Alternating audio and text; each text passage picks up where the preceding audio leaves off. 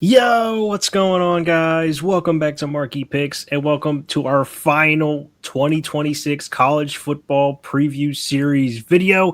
We're going to close it out with a bang here. We got the college football playoff predictions. We went through every single Power Four team throughout this preview series. So if you guys missed any of these individual team previews, there's a dedicated playlist on the channel right now to go back and get our full thoughts and analysis on in depth for each single individual team. And this video, we predicted every single record, as you guys probably already know, throughout the series. So it just makes sense. We should wrap it up here with our predicted final 2026 college football playoff rankings and then fill out our bracket for what our both predictions will stand for. So we both had some major stands on a lot of teams for these previews, and we've had some that were taking some big stands on, some that were just in agreement on with the rest of the field. So it's gonna be an interesting discussion here. There's a lot that we need to get into here. Lots of discussions, lots of storylines, and there's a new rule here that if you're the casual football fan, you probably won't know about. So this video here will help explain that in depth, exactly what could happen if this scenario does take place. So these are both of our predictions here for the college football playoff. Again, every single team, we predicted their record. We got our full top 25 rankings here in this video, and we will pick our top 12 that will be heading to the college football playoff here for 2026. So, Deshaun, any thoughts before we start diving into this thing? Yeah, this is taking a long time, Yep. and finally, we're at the finish line. I feel like there's going to be some controversial things in here. Oh, yeah. So, uh, definitely looking forward to that. But I just feel like that this college football season is going to be like a real weird one towards the end of the season. You know, I don't know. There's going to be some weird stuff happening, and some teams that maybe you didn't expect to miss the postseason are going to miss the postseason. Hopefully not my team. But you know, uh, I think there are some clear cut teams that are just best of the best, and some that are good and have a shot, but just are like maybe a year away. So Yeah. can't wait. And I honestly, everybody should already know what's going on. Everybody already know what I got, so it ain't no secret. All right, so the way this video is going to go, it's going to be a lot, very, very similar to how you watch the Selection Sunday on ESPN, when they pick the final field. We're going to show you guys our full rankings, go 25 through 20, and then we go 20 to 15, and then we'll go from the top 1 through 10 seeds, and then we will start building up that anticipation for the bubble teams. So that's how this formula video is going to go. And then we'll finally get to our brackets once we have our rankings revealed, and then pick our bracket and our eventual national champion. So it's going to be an action-packed video here, lots to get into. So let's go ahead and dive right into it. We're going to release our rankings here for the number 25 through number 21 seeds. This is how both of our rankings are looking right here. As you guys can see on my side, I got Utah coming in at 25, strong season, going 9-3. I just don't think they have what it takes to, take home that Big 12 this season. So they're going to be a heck of a team, just not good enough when it matters most. And I actually had them starting out with a red hot season. I believe they had them going like 7-0, 7-0, 8-0 or something before losing. Going on a big losing streak there, which kind of derailed their season. Virginia Tech, year one for James Franklin. I think this is going to be a really, really good Virginia Tech team. They are a sleeper in the ACC, and I think they could come out there and surprise, and maybe they end up in the ACC championship game, but I don't think they're going to do much more than that. Again, I think Miami is the clear number one in the ACC, and I don't think anybody's going to be able to dethrone them this season. Coming in right in front of them, we got Louisville at 9-3. I think they're going to be a solid team as well, similar to Virginia Tech. I think either one of these teams, I would not be shocked, could end up in the ACC championship game. And similar with SMU, you can throw them in that conversation as well. These three teams in the ACC, they all have what it takes to win this conference, but again, just not able to take down Miami at the end of the day. I think it's what it comes down to. But all three teams are here, very, very similar teams. They're all going to be solid, but I just don't know if I can just see them taking down a Miami to bolster them up higher in these rankings. And then Arizona 21. I'm very high on Nova Fida. You guys probably already know that by now.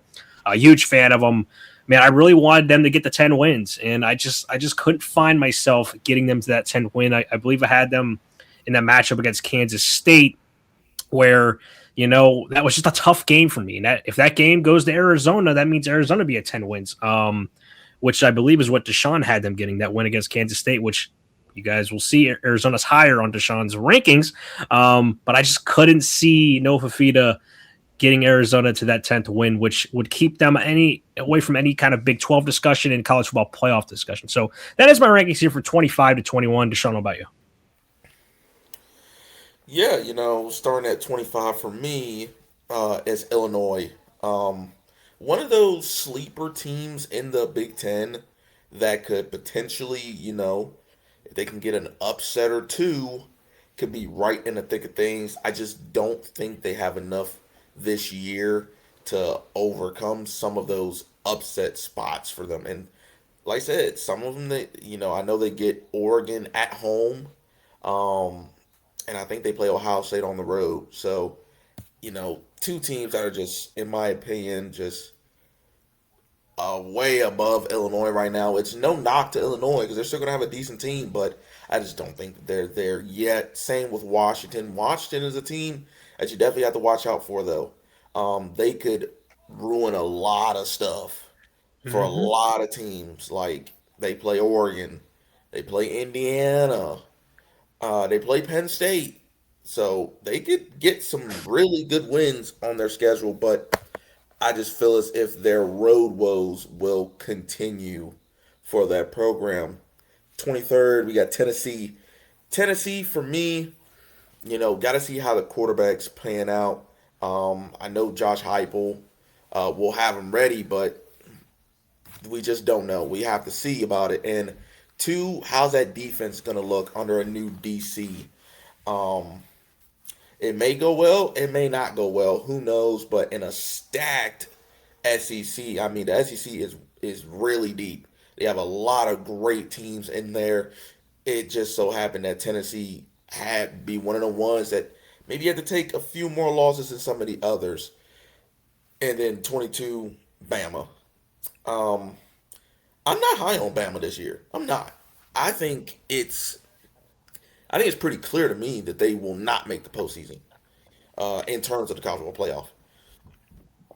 I think 8 wins is good for them. I just don't think that they are going to get the quarterback play like they had last year. And there's no knock to those guys over there like Austin Mack and Keelan Russell, but I'm not in love with their receivers.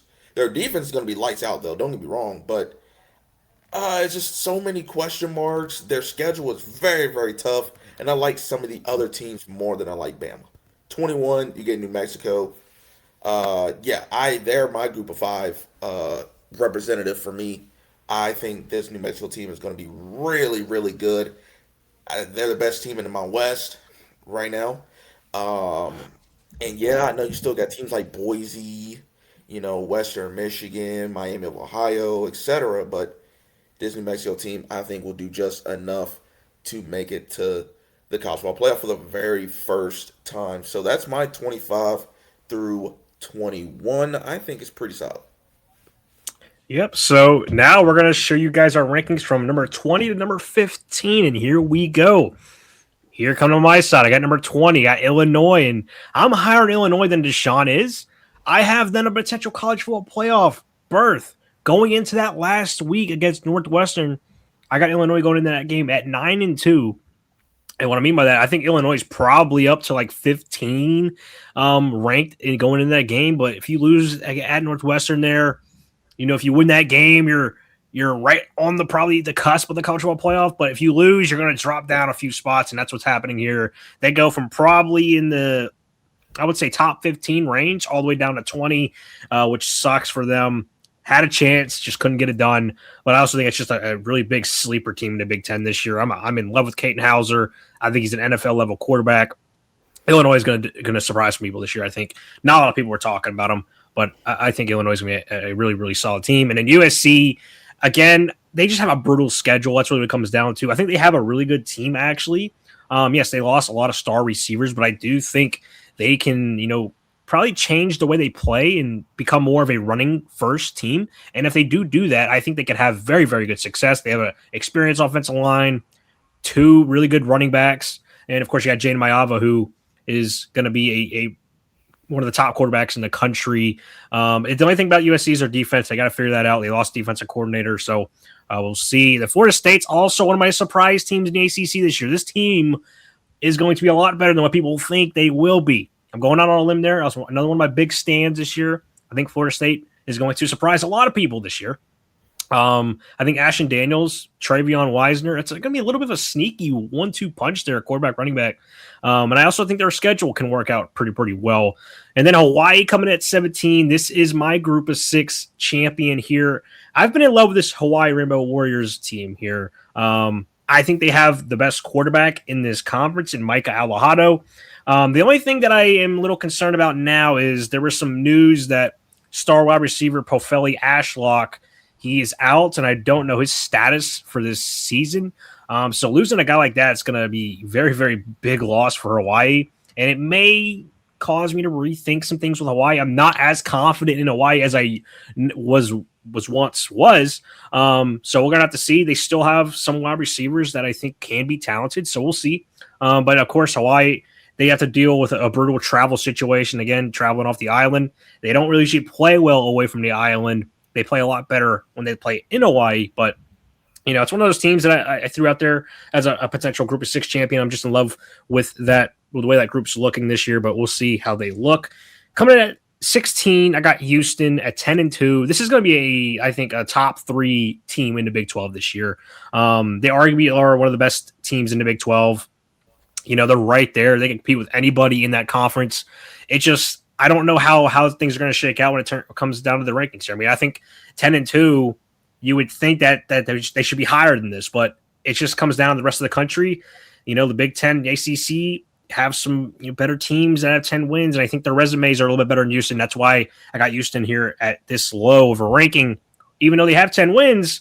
Again, I got Texas Tech at 15. That's another one of my big stands here. So that means Texas Tech also will miss the playoffs, which, is a little bit of a shock there. A lot of people think this team will win the Big 12. A lot of people think this team is the best team in the Big 12. I understand that. I agree with that. But you guys know I picked BYU to win the Big 12, and I just don't know if I see Texas Tech again having a better resume than some of these other teams that I have ranked ahead of them. So Houston and Texas Tech are the first 2 teams that are like, wow, 10 wins, and they don't make the playoffs, but hey, that's just the way it goes sometimes. We have to compare these resumes, and you guys will see why here in just a second. So, Deshawn, what about your side? Yeah, I feel as if my 20 through 15 is kind of like your 25 through 21 of like all 9-3 teams. Yep. But starting with Utah, I think Utah was your number 25 team. Mm-hmm. They're coming in at number 20 for me. I like Devin Dampier a whole lot. Yes, their new head coach, Morgan Scaley. Um, Listen, I think he's going to do a pretty good job there. Utah is one of the best teams in the Big 12. Yeah, I know they don't have um, Winningham anymore, but at some point it was going to happen. At some point it was. They still have a godly home field advantage. I think their offense will still be pretty good. And then Utah usually has a pretty damn good defense. So I think Utah is in good hands. Um, and they're at number 20 for me. Number 19, you got Houston. Houston was that team where I could definitely see them winning the Big 12. But like I said, when you got Arizona, Texas Tech, BYU, K State, some of them other teams that are also like really damn good, it's like the Big 12 will cannibalize each other, almost kind of like the SEC. So Houston, I like who they got coming back. I love their offense. I like their quarterback, Connor Wegman. I like their coach. He just knows how to win wherever he goes. He just wins, and then that defense should be pretty damn good. I hate that I couldn't have them higher, but this is where they fall. Then above them, Oklahoma. Now, I feel like this is where the controversial shit will start because I know so many people that have Oklahoma winning the damn SEC. And Yeah. I'm just like, whoa, whoa, whoa, pump your brakes. Whoa, hold on.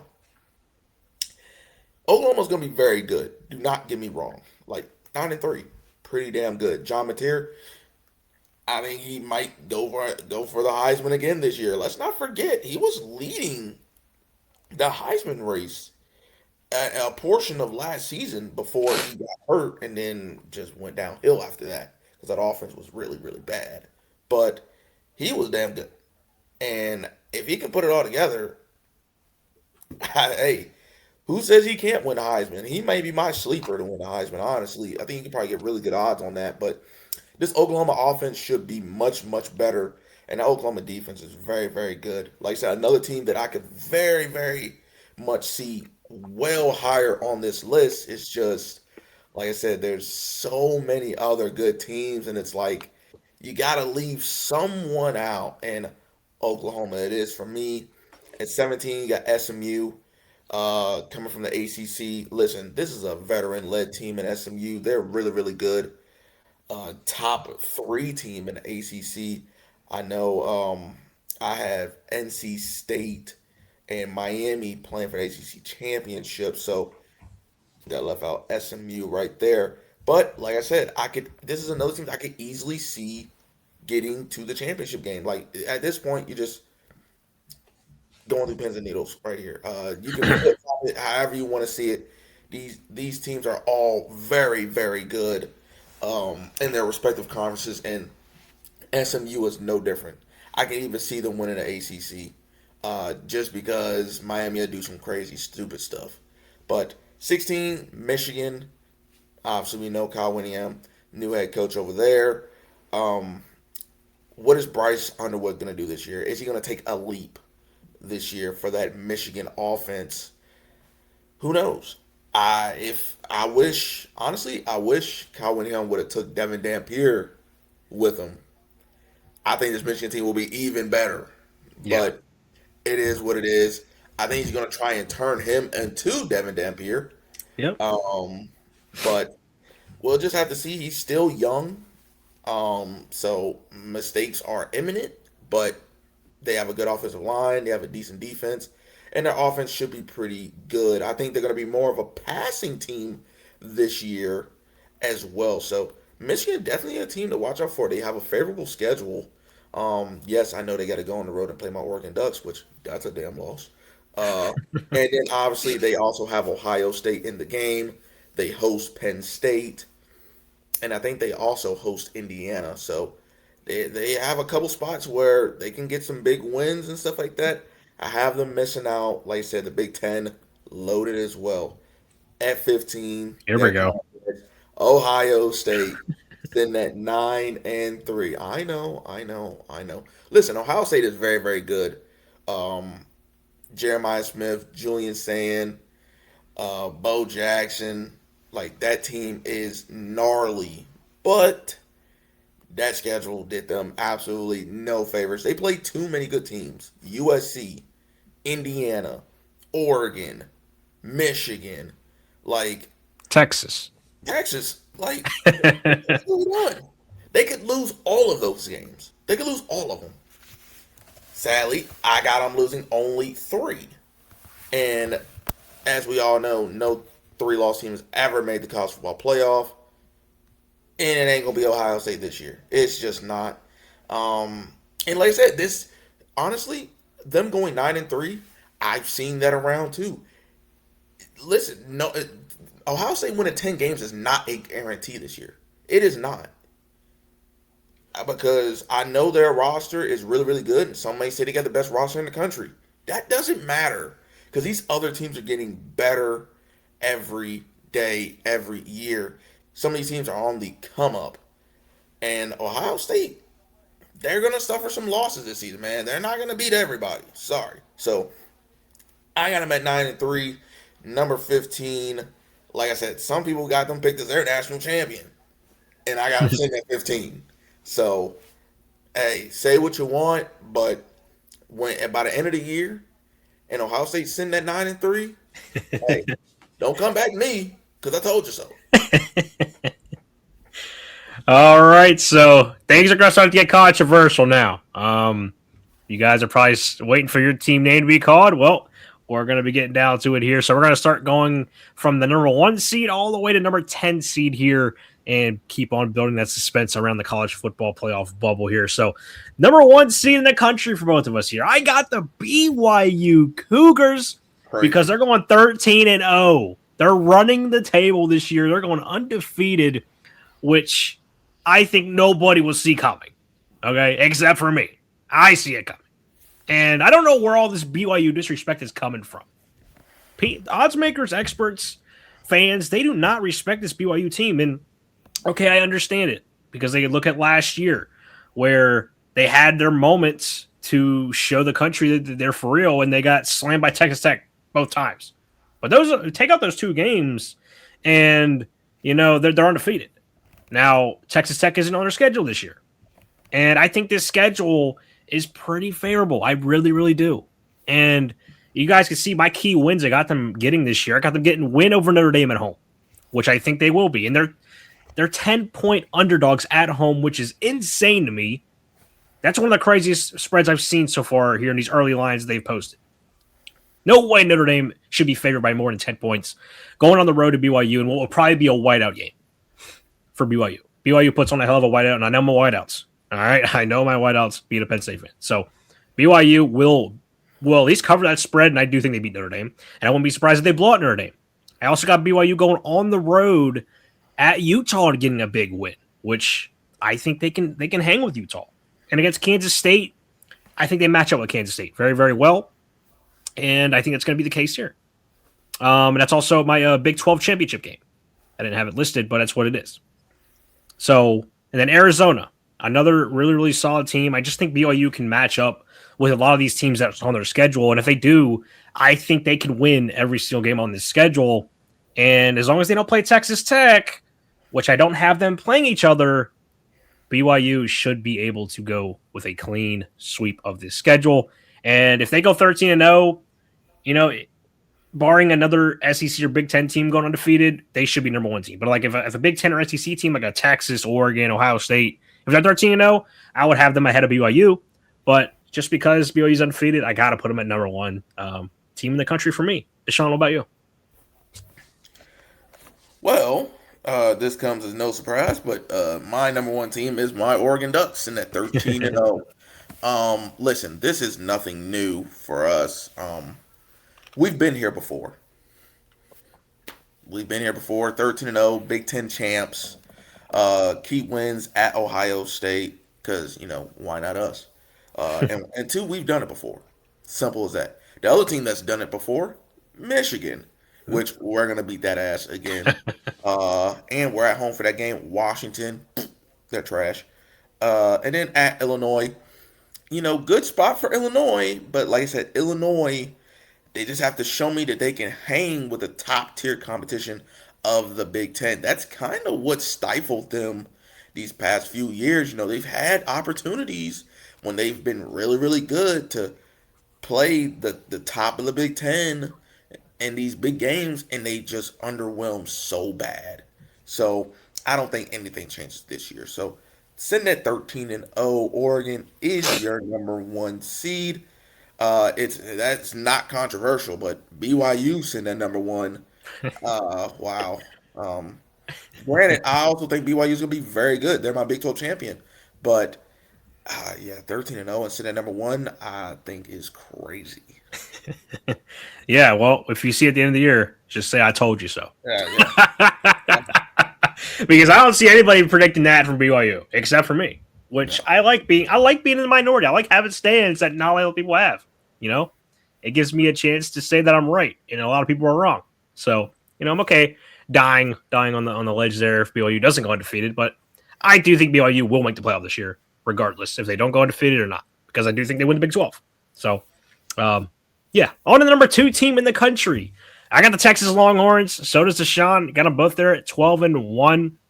And again, similar schedule breakdowns here for both of us. I got them getting the wins over Ohio State, Oklahoma, Ole Miss, at LSU, and I got them beating Texas A&M in the SEC championship game, and I also have Texas losing to Texas A&M in the regular season. So I have that matchup happening twice this season. So yeah, it was an interesting little nugget there for this team. But yeah, you take a look at that key win. That's a freaking loaded ass win resume right there. I mean, you talking about teams that arguably all should be in the college football playoff. Ohio State, Oklahoma, Ole Miss, LSU, Texas A&M. Those are all playoff teams.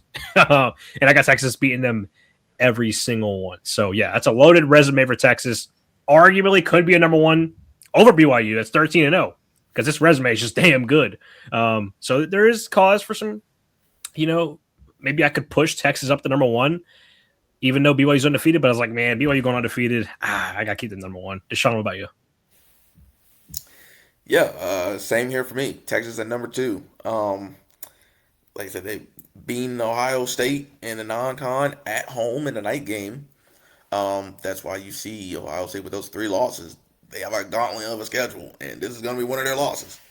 Beating Oklahoma, Ole Miss twice at LSU. This is going to be a very tough game in Death Valley, but I just think Texas is the top team in the SEC. But they will lose to Texas A&M. I'm also very high on A&M. A&M can get revenge this game from last year's loss, which kept them from going undefeated. I think A&M gets revenge on the Longhorns. Texas sits at 12 and 1. They're number 2 seed. And our number 3 seed, I got the Oregon Ducks. Deshaun's Oregon Ducks sitting there at 12 and 1.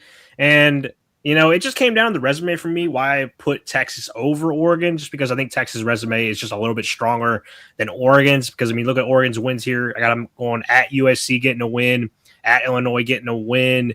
I got them getting wins over Michigan, Washington, and Penn State in the Big Ten championship. And I got their one loss being at Ohio State. So I just thought Texas' resume was stronger than Oregon. So that's why I pushed them to 2 and Oregon at 3. But I do think this is your Big Ten champs. And it's going to be one hell of a team here once again for Oregon. The only thing about them is, can they do it in the college football playoff this season? They haven't shown it over the last couple of years. We'll see if they can get it done this year. But, yeah, another strong year for Oregon, in my opinion. Deshaun, what about you? Yep, and this is where you get Notre Dame. Listen, I have them only getting one loss this season. As you guys know in the Notre Dame preview, their schedule is cheeks. It's bad. And yeah, I know you see Miami on there. I know you see BYU and SMU, but trust me, that's it. That is it. Key wins: Miami, SMU, Wisconsin. And when you know that SMU game is at home, that Miami game is at home, and that Wisconsin game is week 1 in Green Bay in a neutral site, their only loss on the road in Provo at BYU. Listen, there's just no shot they're going to leave Notre Dame out this year, especially with what happened last year. They gave them an easy schedule, so of course, why not give them a bye to kind of apologize for what they had to do? In which last year they made the right decision to leave them out. But, they're going to give them a bye. They're going to be the number 3 seed. Like I said, they would have been higher, but there's not. Like I said, Miami's your best win. Other than that, your next best win is SMU. Then Wisconsin. That's just not going to hold up against like a Texas or like an Oregon. So, 3 Notre Dame for reasons we all know. Yeah, and that's not a lot of controversy there, but believe you me, where I have Notre Dame, there's going to be a lot of controversy here later on here in just a few moments when we get to this bubble selection where you guys are going to see what I'm talking about, where Notre Dame could screw somebody over miserably. And that's just what might happen here. So on to the ranking number 4. We both got the Miami Hurricanes, the ACC champs, coming in at 12 and 1. As you guys can see here, we had the same record, but we had them losing a different game. As you guys can see, we both had them beating at Clemson, Virginia Tech, and he's got them beating Pitt, California in the ACC championship game. For me, that was my predicted ACC championship game. California, I think, will be a really good team in the ACC this year. And the one loss for me was Florida State. That was my big upset take there in that ACC preview series where I had Florida State going on the road to Miami and getting a huge upset when it just seems that that's the Miami way to go. I mean, Miami seems to always get upset by some middle of the pack ACC team. I mean, last year it was Louisville. This year I'm just seeing it as Florida State. But I also got Miami going on the road to beating Notre Dame. Rather is Deshawn. He thinks they're going to lose in Notre Dame. So that's one way we differed there. So Deshawn, what about you? Yeah. Listen, I can't see Miami losing a single conference game because of just the level of talent like the talent disparity from the rest of the conference is like it's a good deal. This Miami team is very good. That's why I got them getting the last bye. Like I said, key wins at Clemson. Clemson's gonna be okay, but not the best. Nothing to gloat over. Virginia Tech, very high on Virginia Tech. I could potentially see them in the ACC championship game in year one under James Franklin. They got a great team, so definitely a team to watch out for. They could surprise a whole lot of people. Pitt's also going to be really good. I know Mark doesn't like to hear that, but Pitt's going to be a decent team this year. They always are, and they're very well coached. Losses, of course, at Notre Dame. Like I said, that's a 50-50 game for me because of where it's at. So I'm giving the advantage to the home team. So 12-1, their only loss coming to Notre Dame, who is in front of them at number 3. Still very good season for Miami. They have a Heisman hopeful in Darian Mensah, also in Malachi Tony. That team, like I said, is here to stay for a while. They are in good hands, and of course, why is that? They got an ex-Oregon head coach. See, we just know what we're doing. We just know what we're doing. So yeah, Miami, you're welcome. On to number 5. We got on my side, I got the Texas A&M Aggies coming in at 11-2. They made it to the SEC championship game before losing to Texas, who is the SEC champs in my opinion. Taking a look at their resume, I got them getting wins at Alabama, at South Carolina, who I am extremely high on, at Oklahoma, and then against Texas in the regular season. Their losses, I got them at LSU, and again, they play Texas again, but they lose that game in the SEC championship game. So it's going to be a solid team. I think last year, I mean, that team was really good. I mean, they arguably could have ran the table that year, but they did lose to Texas, which was not great. They didn't end the season that great. They weren't playing their best football in the end, and you guys could see that in a playoff game against Miami. They seemed a little bit overwhelmed a little bit there, even though they had the home crowd. They just didn't seem to play well in that playoff game. But I think that changes this year. Marcel Reed, another year in this system, I think he's going to look a lot better.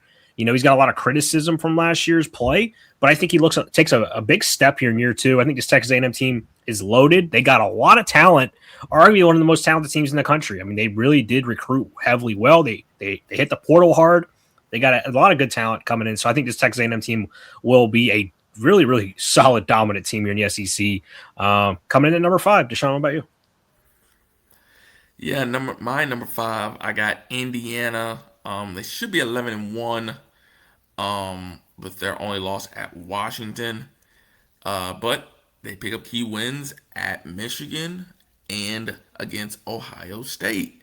Um, getting Ohio State at home and Michigan on the road, I think is perfect for this Indiana team because I wouldn't want it flip flopped. So that's the reason why I got them winning both games. I think they're more than capable enough to beat Ohio State at home. And then I definitely think they're more than capable enough to go on the road and beat Michigan. They went on the road and beat Oregon last year. So this Indiana team can do whatever the hell they want to. Very good team. They went and got Josh Hoover. He's going to fit that offense very well. I know a lot of people have questions about his turnover proneness, but I think Kurt Signetti in that offense um, will kind of loosen it up for him and make it easy. They're going to dumb it down for him.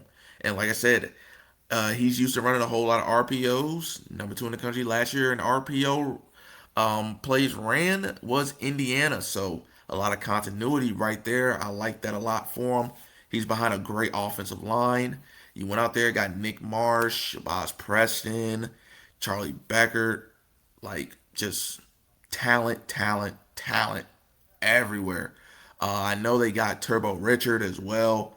They're going to be a really, really good team, and he has a defense behind him that can get him the ball back in short distance. Listen, he has a lot of people around that he can truly rely on. This is a championship caliber team with championship caliber coaching. So I got them at number 5, losing in the Big Ten championship to my Oregon Ducks. Yep, there you go. And that puts them at 11-2. On number 6, I got the Georgia Bulldogs coming in at 11-1. I just think this Georgia schedule is really favorable. I think it's one of the more favorable SEC schedules, honestly. And I don't think there's any reason Georgia shouldn't get the 10 wins at least, because that schedule is one of the easier schedules for a power team. And, take a look at their wins. I got them getting wins over Oklahoma at home, at Alabama, Auburn at home, who's going to be a sleeper team in that conference, and at South Carolina, another sleeper team for me. So, you don't see a lot of big wins on that list because, like I said, their schedule is pretty favorable. Their only loss I got them getting is at Ole Miss, and I think that's going to happen there. I think Ole Miss at home is going to be a tough place to play.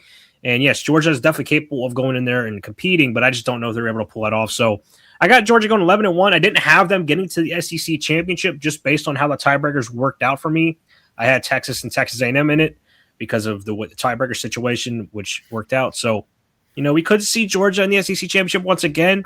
Their schedule is really easy for them to get back there, but I think at the very minimum, Georgia will get the 10 wins at least, and they should be a college football playoff team this year. Deshaun, what about you?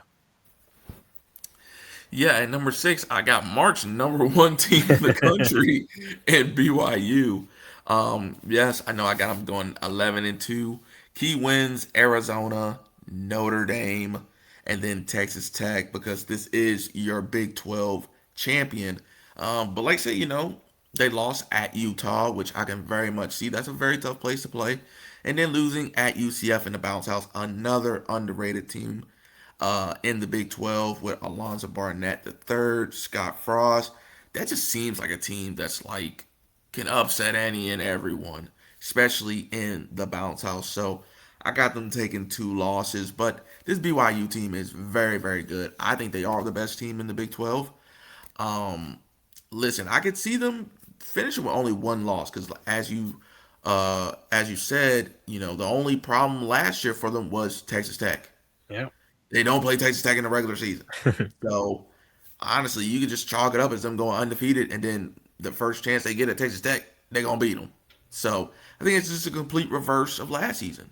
That's all it's going to be. So, this BYU team has all the tools to get it done. I like Bear Bachmar, LJ Martin, that offensive line.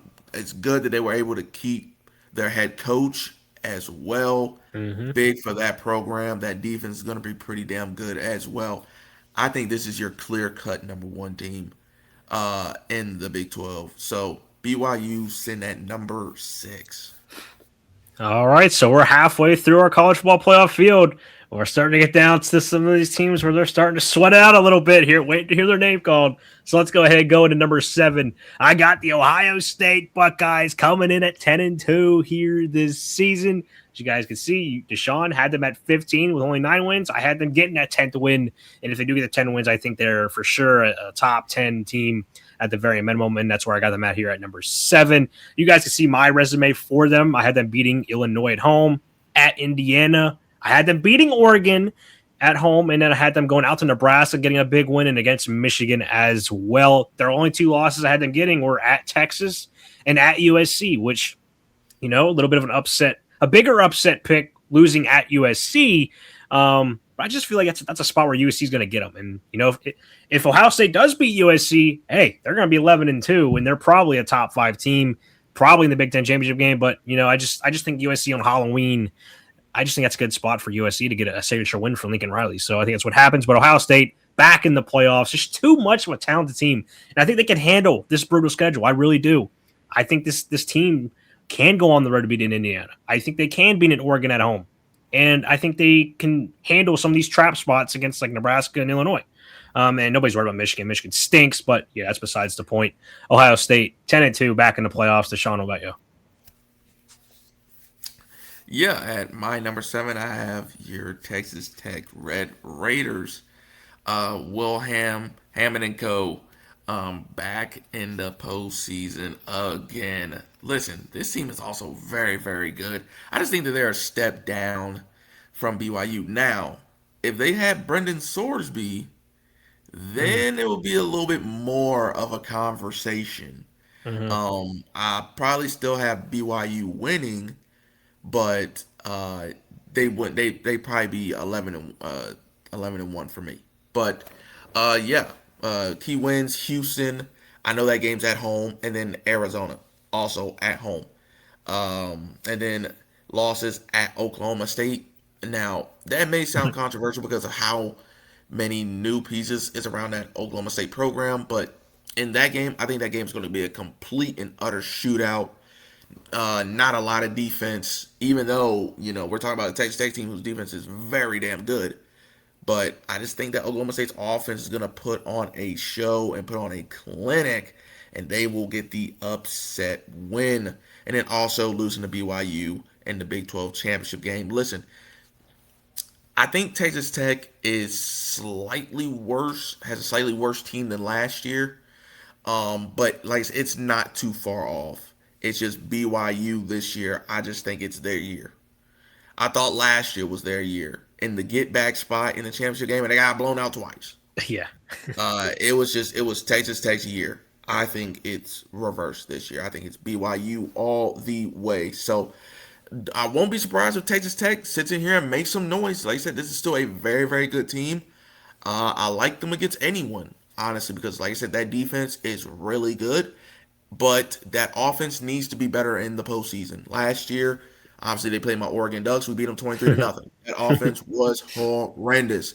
We made Barrymore look like hot garbage, and it was hard garbage on that field. So, Texas Tech, Will Hammond and Co., they need to get that offense figured out. Corey Eakin and them, I think they'll be fine if they get a few favorable matchups, as long as they don't play Oregon. But Texas Tech and number 7. Yeah, another thing about that Texas Tech preview that we had, me and Deshaun agreed on, was that loss at Oklahoma State, which we both picked as a major upset there. So something to look back on there heading into this season. Coming in at number 8, I got my Penn State Nittany Lions coming in at 11-2. Yes, year 1 for Matt Campbell. There's just a lot of hype built around this team, and it's worth the hype because a lot of like delusional college football fans don't understand what happened here at Penn State. A lot of these, casual fans just think you just take Iowa State and take them to Penn State. And, everybody's like, well, Iowa State didn't really do anything in the Big 12. What makes you think they're going to do anything at Penn State? Well, here's the kicker. Iowa State took all of their best players with them to Penn State. And what did Penn State do? They kept a lot of their best players on this season. So you're just combining the both teams, and you're going to have one hell of a team, I think. You got the most experienced quarterback in all of college football. Rocco Beck started 39 games. Nobody's had more starts than him. He's played a ton of games. Yes, this is the bigger expectations coming to Penn State, a lot more pressure. But for a guy that's just played that much football, I don't think it's going to phase him at all. It could actually boost him a little bit. And then you got running backs coming over with him as well. Wide receivers is going to be a lot better for us this year. Wide receiver play has just been abysmal during the Drew Aller era. We got a new wide receiver coach. I think that was a main issue. Tight ends going to be one of the best groups in the country. I don't think we have the best tight end in the country, but in terms of the depth pieces, we get to go 1, 2, 3. Really can go 4 deep. There's another a freshman guy that I didn't really talk about in the preview, but he could get some playing time. Hearing some good things from him in training camp. Seems like he's going to be playing some snaps this year. So we could go 4 deep at tight end just because we're that damn deep there in that group and very experienced as well. Defensively is where we're going to be really good. Linebacker play is going to be much, much improved. I think we have one of the best linebackers in the country in Tony Rojas. Not a lot of people understand what happened to Penn State's defense last year. Well, I'll tell you why. We didn't have Tony Rojas for half the season. We had him in that game against Oregon where it was really close. It was 3-3. He got hurt. Oregon goes up 17-3, and Penn State really's defense just sucked all the way throughout the season, just losing that one guy. He get him healthy with the good linebackers coming over from Iowa State, mixed with some elite young linebackers that stayed at Penn State. That's going to be one hell of a group. The secondary, I really think, could be one of the top in the country as well. So it's going to be one hell of a team. Casual football fans don't understand it. Well, somebody that watches Penn State every single year knows the kind of talent that we have. We're going to be just fine. We can compete with anybody. That's for sure. And I think the quarterback we got this year is going to be similar to what we had with Trace McSorley. I really do. I mean, he's kind of a similar player to Trace McSorley. So, I can't wait can't wait to see our team play. It's going to be a lot of fun this season. I can't wait. And I think we're definitely going to be able to get double-digit wins at the least because this schedule, very favorable. Got them beating USC, Michigan, Minnesota. Those are really our biggest games on the schedule. I got us losing at Washington and then at against Oregon in the Big Ten championship game. But I think if we can get to 11 wins, we will be in the playoff, and that's what I have us getting here at the number 8 seed. So, Deshaun, what about you? At number 8, I got LSU, Lane Kiffin and Co. This team is damn near Portal University. They had the most portal additions out of anybody. They spent that bag to get what Lane Kiffin wanted. And it was every high-rated player in that jump. I mean, it's ridiculous. This team is going to be very, very good. It's just how is everyone going to gel with each other when you got so much talent? I think he'll do a good enough job, especially on the offensive side of the ball, because he's just an offensive guru. He went out there, took Ole Miss's offensive coordinator, brought him with him. So this LSU offense should be one of the better offenses in the SEC, quarterbacked by Sam Levitt, which was everyone wanted out of the portal. Everyone wanted him. But LSU was able to sway him and get him over there. LSU's defense should be pretty damn good as well. They got a lot of guys over there. And their home field advantage, one of the best in the country, hands down. Some of their wins, A&M, Bama, and Tennessee. A&M, I think A&M and LSU are damn near almost similar in my rankings. So that's, 50-50 game. Just so happens LSU's at the crib. I think LSU's better than Bama. I think Bama's going to have a down year this year. I think 8 wins for them is it just suits them. There's no knock to them because they're going to have a great defense. It's just that offense has to show me something. They need elite quarterback play, and I don't know if they'll have it, especially under Kalen DeBoer. Tennessee, same thing. What's the quarterback play going to be like? Josh Heupel, I know he can get quarterbacks right. Don't get me wrong. Wide receiver core should be fine, but it's just how is those quarterbacks going to gel? Are they going to be top tier quarterbacks? We don't know. We'll just have to see. And also that Tennessee defense, what is that going to offer over a full season? Some of LSU's losses at Ole Miss. That game is week 2 or week 3. And Lane Kiffin's return to Oxford. I think Ole Miss will be absolutely rocking for that game. I give them the advantage. And on top of that, they're at home. And then Texas. I think Texas is the best team in the SEC. Hands down. And even though it's at home in Death Valley, I just think Texas is that good and that much better than you. So LSU 10-2, sitting at number 8. Heading out to number 9, we're getting down to some of these bubble teams now. It's going to get interesting. Number 9, I got the LSU Tigers, the aforementioned LSU Tigers. I got them. Deshaun has them at 8. I got them at 9 at 10-2. Same record, although we had some different losses on their schedule. As you guys can see, I got them beating Clemson at week 1. I have them going on the road to Oxford and beating Ole Miss, rather than what Deshaun thinks. I got them beating Texas A&M at home and Alabama at home as well. Now, their key losses are at Auburn, which I think is going to be a really good Auburn team this year. Byron Brown is going to be a hell of a job this year. That's a sneaky good Auburn team. You guys have heard us talk about that Auburn team a lot throughout these previews. It's a dark horse in the SEC this year. They could be really, really good. And I got them also losing to Texas, who you guys see I have them as my number 2 team in the country. Arguably could be number 1. I think they are the best team in the SEC. But LSU, I think they did a great job. The transfer portal, Lane Kiffin did a great job bringing over a lot of good players, and I think he's going to get his guys ready to go this season. They're talented enough to get the 10 wins. I think they can do it in year 1 under Lane Kiffin, and I think they get to the playoffs here at number 9. So, Deshaun, what about you? Yeah, at number 9, a team that I said is almost damn near very similar to LSU, A&M. Um, Listen, Marcel Reed and Mario Craver and them boys, man, they're gonna be really, really good. Let's not forget, last season they almost went undefeated. Yep. I mean, Mike Elko is doing wonders for that program. He's doing better than I thought. It is really a big surprise, someone coming from the ACC coaching the Duke Blue Devils, who was pretty damn good themselves that year, and then coming over to SEC and then continuing that dominance, especially in his first year. Insanity. Um, Offensive line should be decent. Defense is going to be really, really good.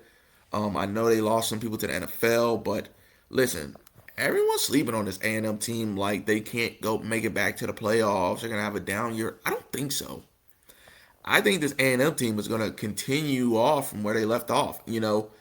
Last year, they played Miami. You're, a team that made it to the national title game, and they just could not score. I mean, neither team could. I mean, that was a defensive ball game. Offense was non-existent. And I think A&M was at home at Kyle Field for that game, and they ended up losing, which was very, very disappointing. But I think this year they could have some luck on their side. I think this year they'll learn from their mistakes, and they will probably be able to make a run. Some of their key wins in the regular season at Alabama, like I said, not high on Alabama. I think A&M is just the better squad, even if it's in Tuscaloosa. I think they're better than Tennessee. Texas, like I said, Texas is the best team in SEC in my opinion, but A&M wanting revenge from last year and getting that game at home, and two, that's their final game of the season.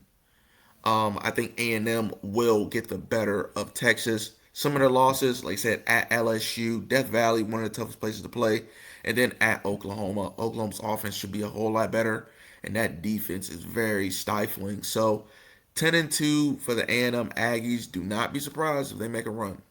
Yep. And now we just have 2 spots remaining in the college football playoff field for both of us. Lots of teams still out there to have yet to hear their name called. So this is where it's going to start to get a little dicey. Let's go ahead and head into the number 10 seed. I got the Ole Miss Rebels coming in at number 10 at 10-2. They're going to be a sneaky team this year. I think this is exactly where Ole Miss is going to be, right on that bubble of the college football playoff. They could be on the right side of it or on the wrong side of it. I got them getting in just a little bit comfortably.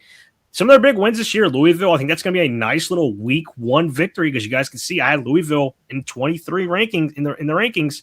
I think Louisville is going to be a really, really good team, and I think it's a nice little sneaky resume builder for Ole Miss in week 1. Also, Auburn, like you mentioned throughout these previews, and they're going to be a sleeper team. I think Auburn could be a really, really good team this year. And I got them beating Georgia, and I think that's going to be their best win on their resume, because I think Georgia is going to be a top 10 team, regardless of if they're at 10 wins or 11 wins. I think they're going to get to either or.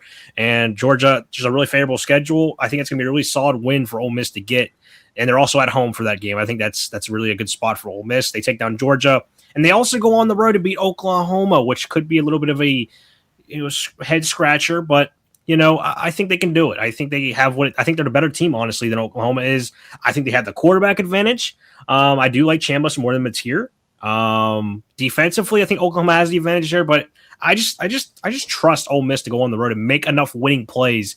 That's what it comes down to, because Ole Miss did it last year when they had to go to Oklahoma and win. They put up like 40-something points in that defense. So, who's to say they couldn't do it again? So that's why I think they can do it. Also, I'm not as high in Oklahoma anyway. I'm actually really low in Oklahoma. You guys probably saw from that preview. I'm not buying into their hype this year. Even though I have them going on the road and beating Michigan in week 2, I have the rest of their SEC play not going well for them. And their key losses for Ole Miss, I got them losing at Texas again. Texas is the best team in this conference, in my opinion. And when you have to go on the road to play there, it's just going to be even worse. So I don't see them winning that one. And I also have them losing to LSU. And now that's going to be one of the best games in college football this season. Lots of revenge narratives in that one. Lane Kiffin coming back to Oxford. I think he comes into Oxford with a chip on his shoulder. Everybody's going to be hating that guy. I think he's going to have some bad energy. I think Lane Kiffin rises to the occasion and gets the big win there against his former squad in Oxford. which will probably break a lot of people's hearts in this stadium. So yeah, that's Ole Miss. They get in just barely, but they get in. Deshaun, what about you?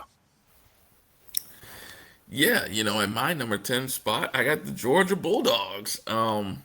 Listen, this Georgia team is very good. Definitely got the talent. Defense is going to be really, really good.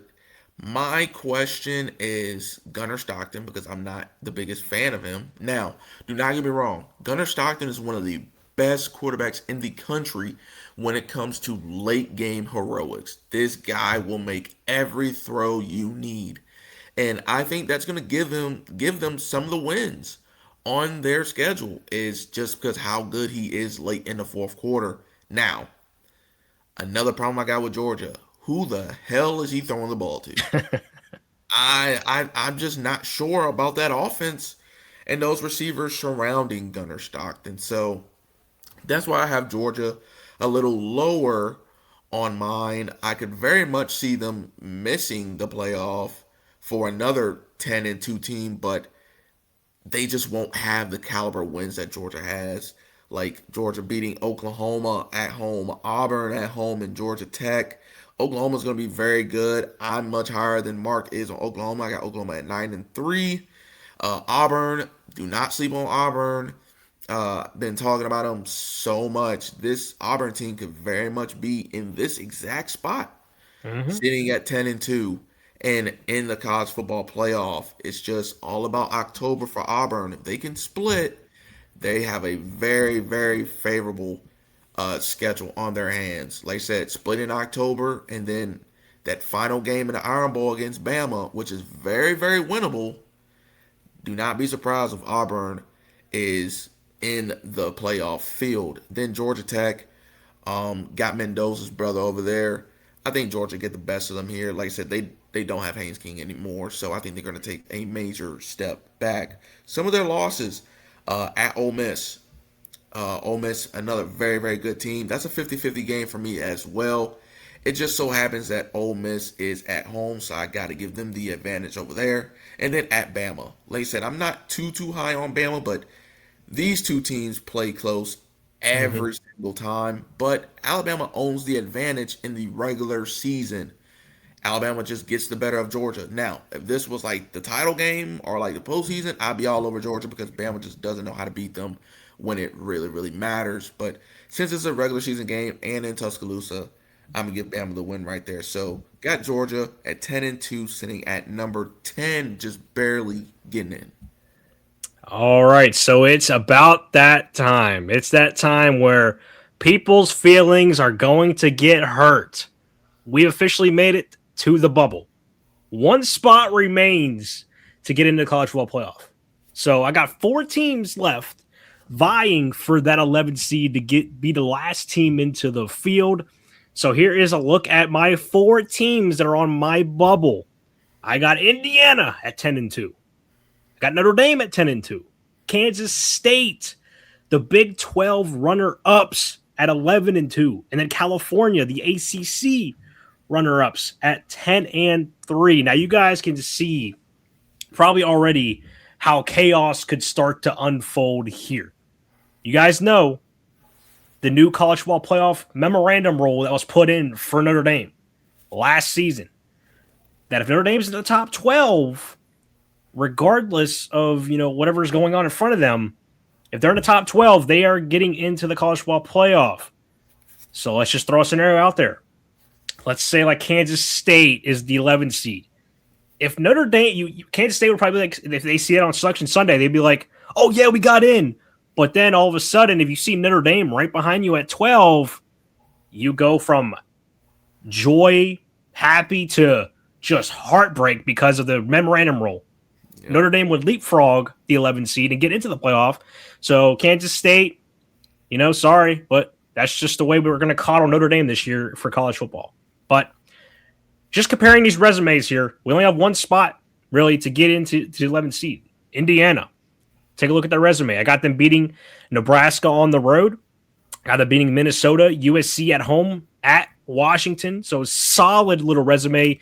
I had them losing some of their big games. I had them losing against Ohio State at home, and then at Michigan. I got them losing those 2 games. And then we get to this Notre Dame resume where, man, this is a shitty resume. I mean, your best wins are against SMU and Wisconsin, you know?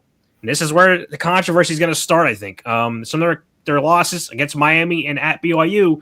Now, those are some really quality losses because, again, Miami top, I got them at 4, and BYU had them as the number 1 team in the country. So, when you look at those losses, I think could, benefit them a little bit. But again, their wins, you don't have much to show for it. It's SMU and Wisconsin. Okay, SMU, top 25 team, but does that move the needle? Then you get to Kansas State, who goes 11-1 in the regular season, but their resume isn't that great because, again, they play one of the weakest schedules in the country, one of the weakest Big 12 schedules as well. Their best win is only against Arizona, which is a solid team, but some of their losses, I got them losing to Houston in the regular season, and I have them losing to BYU in the Big 12 championship. Does that resume do enough?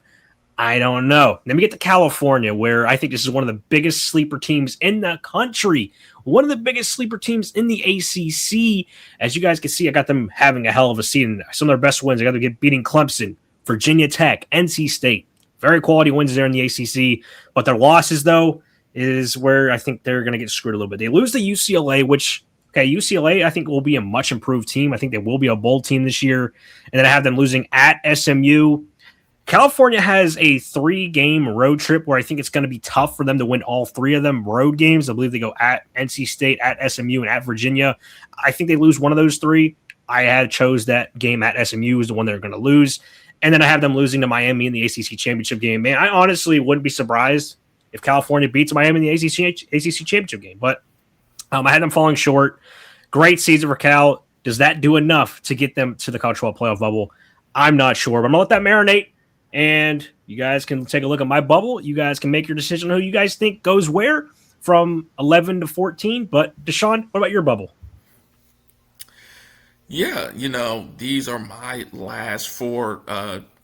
Really different from Mark's. Penn State, Arizona, NC State, and Ole Miss.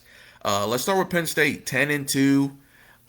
Best wins: USC, Minnesota, Northwestern. Losses at Michigan and at Washington. Listen, this Penn State team is really, really good as well. Close to giving them 11 wins, but just couldn't see it. I think 10-2 was like a perfect record for them. Now, their best win, USC, maybe could put them over the hump. Who knows? But like I said, for me, you don't have to worry about Notre Dame and that memorandum or anything like that because Yeah. I got them sitting at number 3. So ain't even got to worry about none of that. It's just you against the rest of the field. Arizona also sitting at 10-2. Their best wins: Utah and at Kansas State. Losses at BYU and at Texas Tech. That's literally the Big 12 title game right there. So, pretty decent losses right there. Utah, good win, and at Kansas State. NC State 10-3. Obviously, that third loss coming in the ACC championship game to Miami, but their best wins at UVA, Louisville, and Cal. Losses at Florida State, at Stanford, and to Miami. So, it's just really, how does these schedules suit up against some of the others? And, you guys can decide for yourselves, who would get in because they're all double-digit win teams. And, like I said, take Penn State's best win, which on mine is USC. Arizona's, which would probably be Utah for me. NC State, which will probably be Cal or Louisville. And then last team, Ole Miss, sitting at 10-3. Ole Miss losing in the title game to Texas. Their best wins, LSU and Georgia. So, it's tough because you don't want to leave any of these teams out because all of them had good seasons, but that's just the state of the game. That's just how it is. And I would love to get all these teams in there. There are talks about it, moving up to like 4 teams. So I wouldn't be surprised, but just looking at these 4 teams right here, I can see any one of them getting in. like I said, you're not going to punish a team for losing in their conference championship game, unless they're in a spot where Notre Dame sucks balls. But yeah, I don't think they'll punish an NC State for losing their title game or Ole Miss. So that 10-3 really doesn't mean anything. Just chalk it up as a 10-2, and same with Ole Miss. So who knows? But honestly, I think one is clear cut for me. Yeah. And I think that the one team I can eliminate from this bubble is probably NC State because they lost at Stanford. Yeah. That's a bad loss. That is a really bad loss. I mean, you just look at some of the quality losses here. I mean, Arizona losing at BYU and at Texas Tech, two teams that are in the college football playoff for you. And what could hurt Penn State's resume is because you don't really think highly of USC. So that's probably why it hurts Penn State resume a little bit for your side of things. But we'll see. Interesting bubble there for you. I think Ole Miss probably would have the strongest resume out of that four, but we will see who your final bubble team is. So it is that time to get to number 11. The last team in the college football playoff field will be the Indiana Hoosiers at 10-2. And Indiana fans, go ahead, jump it down, celebrate. You guys just got in, defending national champs. Man, it was a sweat. It was a sweatful one. All the Indiana fans sitting there watching on the couch, like, man, let's hear our name called. Well, you got to hear your name called at number 11. You're the last team in the field. I mean, you had a great season. I mean, your schedule is pretty favorable. I think you can win a lot of these sweatful games. At Nebraska, it's going to be a tricky spot, but I think they can go in there and get a win. Nebraska just has to prove they could beat a big team, and I don't know if they can do it this year. They do have a good quarterback, though, Anthony Colandrea. They're also a sleeper team to watch out for, but they got to prove to me first. Minnesota, also a very good team, but they get them at home. USC, another good team I'm very high on, higher than Deshawn is, but they also get them at home, which helps. And at Washington, I got them going out to Washington and getting a big win, which would be a very, very big win. And then there are two losses against Ohio State and at Michigan.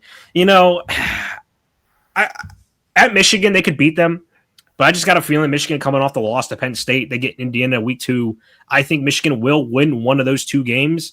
And, of course, I'm not going to give Michigan the win over Penn State, so I had to give it to Indiana here, unfortunately. But still, Indiana, last team in the field. You can celebrate. Deshaun, how about you? Yeah, my last team in the field, Arizona. Yeah, shocker. I don't think anyone could really see this at all. But, like I said, Noah Fafita, one of the better quarterbacks in the country. I'm very high on this Arizona team. I could see them making the title game as well. You see their key wins at K-State, and then Utah, which is in my rankings as well. And then there are two losses, probably two of the better losses in the country, because I have Texas Tech surely in the playoff, and then BYU as well. So Arizona, they barely, and I mean just barely, sneak in. I think this right here is definitely controversial. Yep, for sure. So, Indiana fans, hold your breath for a second. Actually, I made him jump the gun a little bit. We got to see who comes at number 12. Like I said, Notre Dame's on my bubble. So if Notre Dame's number 12, Indiana fans, you will be irate. So let's see who is number 12. Oh, Notre Dame's coming in at number 12. Oh, Indiana fans are throwing stuff at their TV right now. Man, oh, man. How about this for a storyline heading into 2026? The new Notre Dame memorandum rule takes effect immediately, and it just so happens the one team Notre Dame screws out of the playoff is the defending national champion Indiana Hoosiers. So thank you, Notre Dame, for having this rule. You just absolutely ruined the sport. You just took out a team in front of you that deserved it more than you, and a team that already won the national champion. So you just screwed Indiana out of the playoffs now, just because of this. Indiana fans are probably like, what just happened? I don't understand this. Well, this is the reality of college football for 2026, right here. And I think it happens this year. I think we see it. Somebody that comes in at number 11 is going to get screwed. And it's a damn shame. It is a damn shame.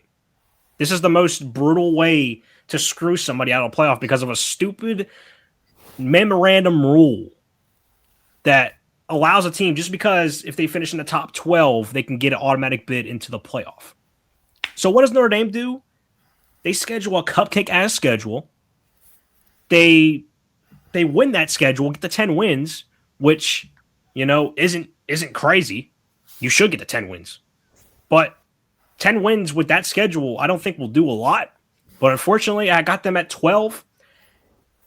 I mean, it's a very controversial decision putting them at 12 for me because I would have them lower, but just for the sake of the storylines, college football fans that probably don't understand this rule, they need to understand this rule because we could see it happening like this in 2026. And unfortunately, I got Indiana being the team that they screw out of the playoff. And an Indiana team that could damn well win a national championship this year. Notre Dame can too, but that's besides the point. Indiana deserved to be in, not Notre Dame. But unfortunately, with this rule, Notre Dame would get in, Indiana would be out. Storyline city this year in college football, if that is the scenario that happens. Let me just say I called it, though. If that does come to fruition, if that is the two teams that are on the bubble here in this spot, I would not be shocked. I mean, we've had crazy storylines in the college football playoff bubble before. But I mean, man, Notre Dame, in no way, if they get the 10 wins, they do not deserve to get in the playoff at all. And unfortunately, with that rule they put in, it helps them get in just in case they do, if they do trip up, get a couple losses that they can, if they get the 12, they're in. And, man, that's going to be freaking crazy. It is. It's going to be, I think, the craziest thing we've ever seen in college football. We've seen a lot of crazy stuff happen with the committee and the bubble situation, last team left out, stuff like that. This would be the craziest because you take out a team that just won the national championship last year, a team that's probably has the talent to do it again, and just because of this rule, it takes place and it screws somebody. I think that's what happens this year. Notre Dame screws Indiana out of the playoff, and Notre Dame fans, I wouldn't be surprised. They're like, "Hey, we beat Indiana. We beat the crap out of Indiana in the playoff a couple years ago." Well, hey, it's a really different Indiana team now than it was 2 years ago. So, honestly, I think they should have a play-in game if that's the way they want to go with this.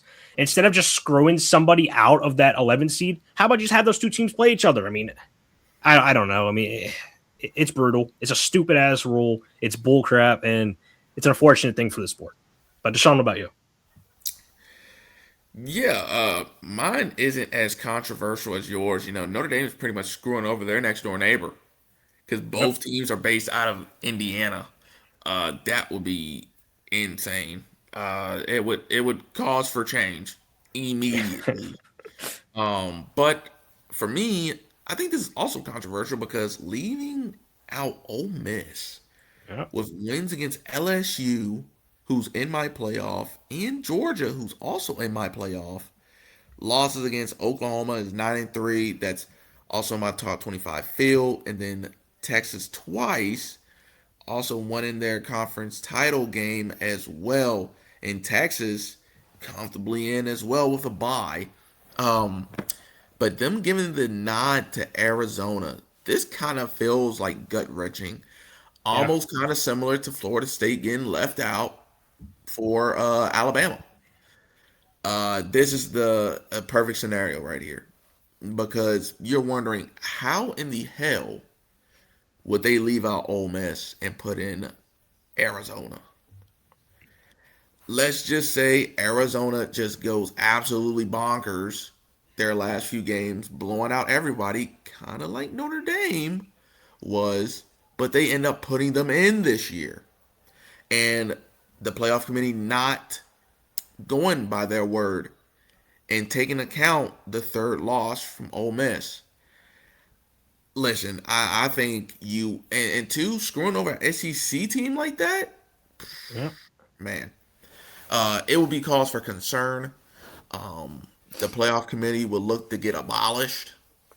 No, why do we have people deciding?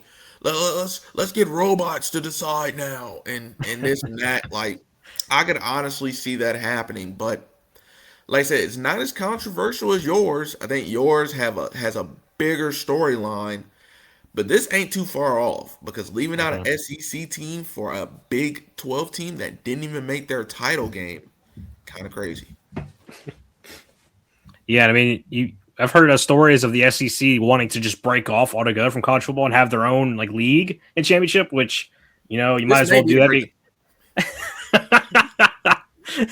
I mean, you might as well do that SEC because you can't compete with the Big Ten, so you might as well, if you want to win a championship, you might as well have your own league and do it that way.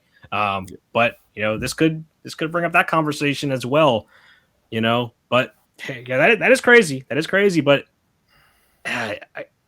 it's interesting there. I could see Ole Miss getting it over Arizona, but I mean Arizona has those two quality losses as well against two playoff teams. And again, I think Ole Miss losing to Texas twice isn't great. I think they need to beat Texas at least one time. I don't know.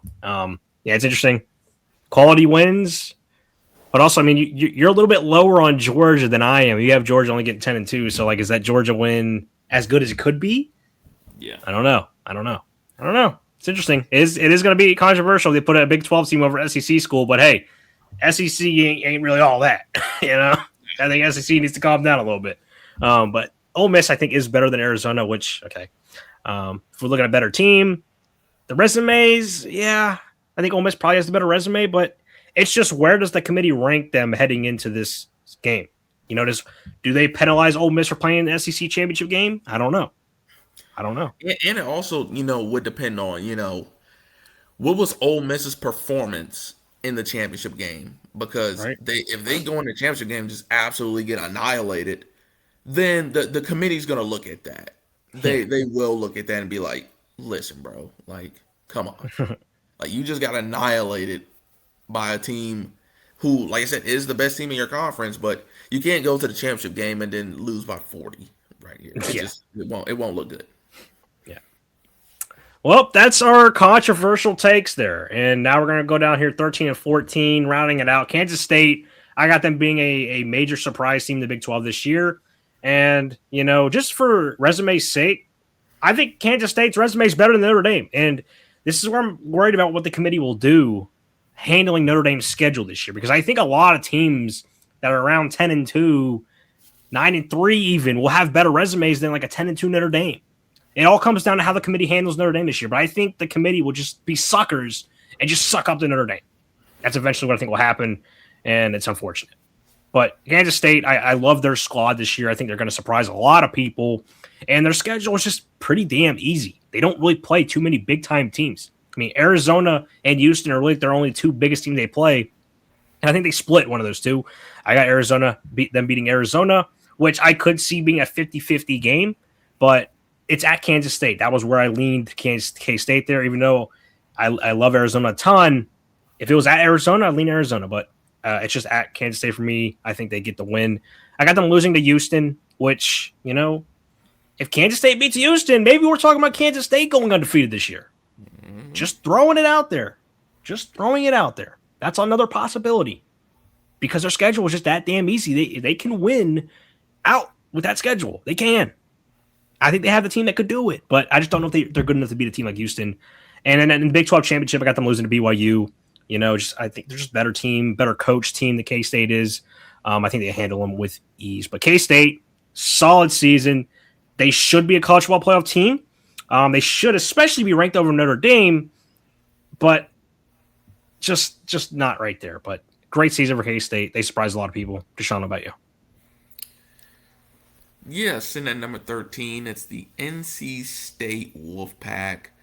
The ACC runner-up. I think this is going to be a big year for NC State, and not only me, but a lot of people think this NC State team is very, very sneaky.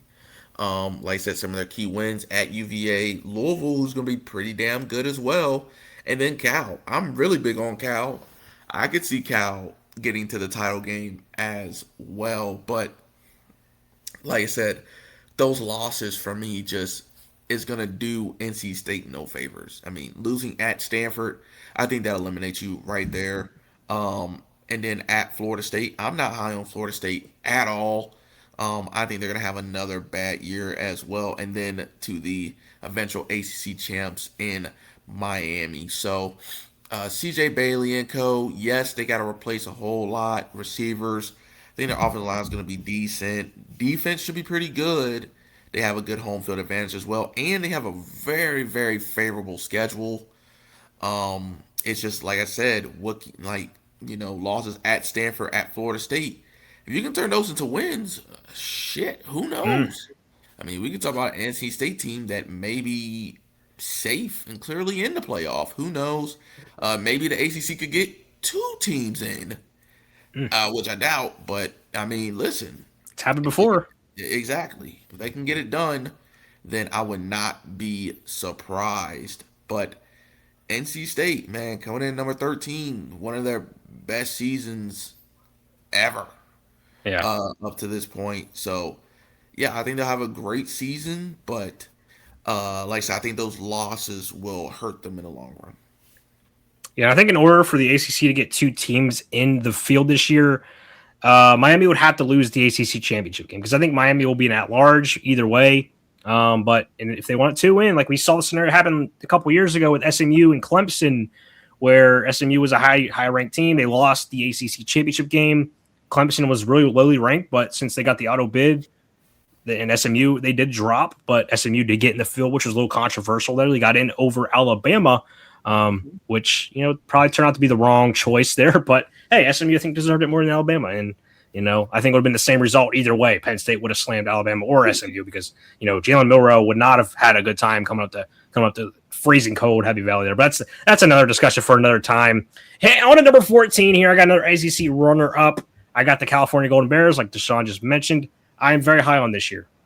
I honestly think they are going to surprise a lot of people. And the only thing that concerns me is they do have a pretty tough schedule, which is concerning me. They play UCLA in a non-con, which is going to be a sneaky good game there in week 1.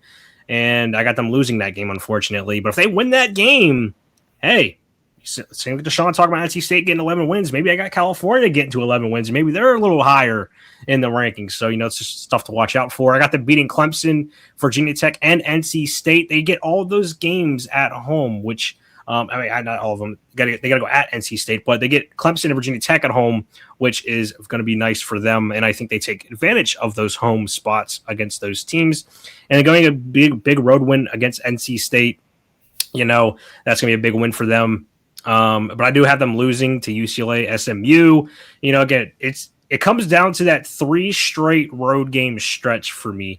They go at SMU, at NC State, and at Virginia in 3 straight weeks. If they can go through that, going 2-1, I think they have a legitimate shot to go to the ACC title game, which is what I have them doing. But they will lose to Miami. I honestly wouldn't be surprised if California beats Miami because I think they can hang. I think they can. At least offensively, California's going to need some defense to step up. That might be where they fall, but California will be a very, very solid top-tier team in the ACC this season. So, Sean, what about you? Yeah, and go ahead and bring out the violins because this is where I have Mark's Penn State Nittany Lions sitting at number 14.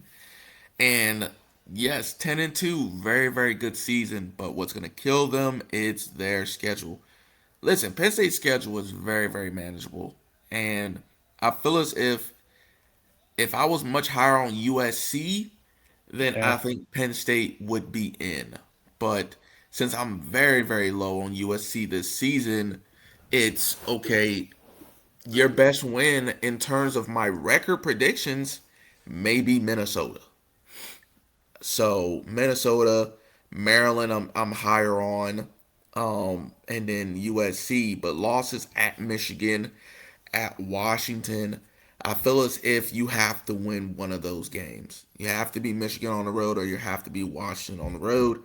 I think it's more likely for you to beat Washington on the road than Michigan, because F Washington, personal vendettas against them, but yeah, I just think it's 2 tough spots to be in, which puts you at 10-2. Now, could I see Penn State running the table? Sure. Just having a magical season. But I think the median is 11-1 with this schedule. I just have them taking another loss. So, like I said, this Penn State team can do it. I think they will have a double-digit win season. I just got them at 10-2. Yep, and I'm not surprised. I think if that's the way it goes, we will be left out of the playoff, unfortunately. So hopefully we can get a shot at the Big Ten championship if we do go 10-2. If the Big Ten does beat up on some of the heavyweights, which it could happen, we could get in the Big Ten championship game, and we probably have to win that, which would be a tough ask, probably against Oregon. But yeah, give us a shot. That's all I can ask for here in year one from Matt Campbell. But yeah, I think we do need to get to at least 11 wins in order to get into the field this season. So that is our 12-team field. As you guys can see, I got BYU, Texas, Oregon, Miami, Texas A&M, Georgia, Ohio State, Penn State, LSU, Ole Miss, Notre Dame getting in over Indiana. Huge controversy because Notre Dame's at the 12 seed. They just go ahead and push Indiana to the side. And then Hawaii's in it as my group of 6. Those are my 12 predicted college football playoff teams here for 2026. Deshawn, how about you? Yeah, your number one team, Oregon, followed by Texas and Notre Dame. Then you get Miami with that last bye. As you can see, Texas, SEC champ, Oregon, Big Ten champ, Miami, ACC champ, and then Notre Dame, independent. You know, we don't play in a conference. 5, you got the Big Ten runner-up at Indiana. 6, you get the Big 12 champion in BYU, then followed by their runner-up in Texas Tech. Then you get LSU, A&M, Georgia. 11, like I said, it's very controversial, but I got Arizona. I would not mind if Ole Miss got in that spot. You could literally flip-flop them however you want to. It's just for mine, got Arizona in there. But like I said, flip-flop them. I ain't going to be mad at you, I promise. Then for my group of 6 representative, we got the New Mexico Lobos making their first ever playoff bid right here. I think it's gonna be a magical season for New Mexico. Now it's time for them to play some of the big boys to see if they can maybe get an upset.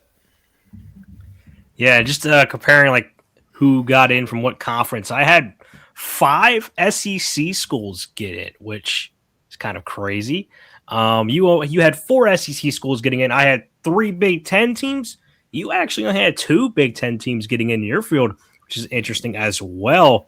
You had 3 Big 12 teams. I think that's probably the biggest storyline for your field rather than mine. Yeah, that's a. I only had 1 Big 12 team getting in on my side. So yeah, interesting storylines for both of our rankings there. So it is time to get into our brackets. Here is my bracket. As you guys can see, I had BYU, the 1 seed, getting a bye, 2 Texas getting a bye, 3 seed Oregon getting a bye, and I got 4 seed Miami getting a bye. So my first round matchups got the 12 seed Hawaii, their group of 6 champion, going on the road to Kyle Field to take on Texas A&M. That's going to be a tough situation. My other game, which I think will probably be, I would say, the best game here in these first rounds, in my opinion, regardless of bias aside. You got 2 first-year head coaches in this one. You got Lane Kiffin from LSU going on the road in a whiteout in the freezing, deadly cold weather in Independence State whiteout. And yeah, I can't wait to talk about that one here in a second. But you also got 11 Notre Dame traveling, take on Georgia. And a lot of eyeballs will be on this one because Indiana fans are pissed off. I don't even know what Indiana fans will be thinking right now because Indiana should be right here traveling to Georgia. Instead, Notre Dame's the one traveling to Georgia, which is sickening. You also got number 10 Ole Miss taking on number 7 Ohio State. That could be a fun matchup there as well. Yeah, some great matchups here in round 1 for me. So, Deshaun, about your bracket? Yeah, like I said, 1 through 4 getting buys. Oregon 1, Texas 2, 3 Notre Dame, 4 Miami. First round games, like I said, remember these are on campus games. You got New Mexico traveling to Bloomington, Indiana. um, I think this will be a very, very cool game. Definitely would be locked into this one. I'm not sure if New Mexico could pull off an upset here, but it'll definitely be a nice little vibey game right here. Then you got A&M going to Death Valley again. They always seem to end up in Death Valley. Who knows? Maybe the same result, or can LSU get revenge? Then you got Arizona and BYU. Another rematch right here. So rematches against A&M and LSU, Arizona, BYU, two rematches from the regular season. Um, who knows? It's hard to beat a team twice in a row. It's very, very hard to do so.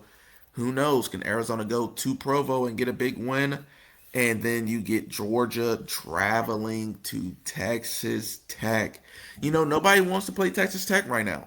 No one wants to play them because of the Brendan Sorsby things going on. So no one wants to schedule them. Well, guess what, Georgia?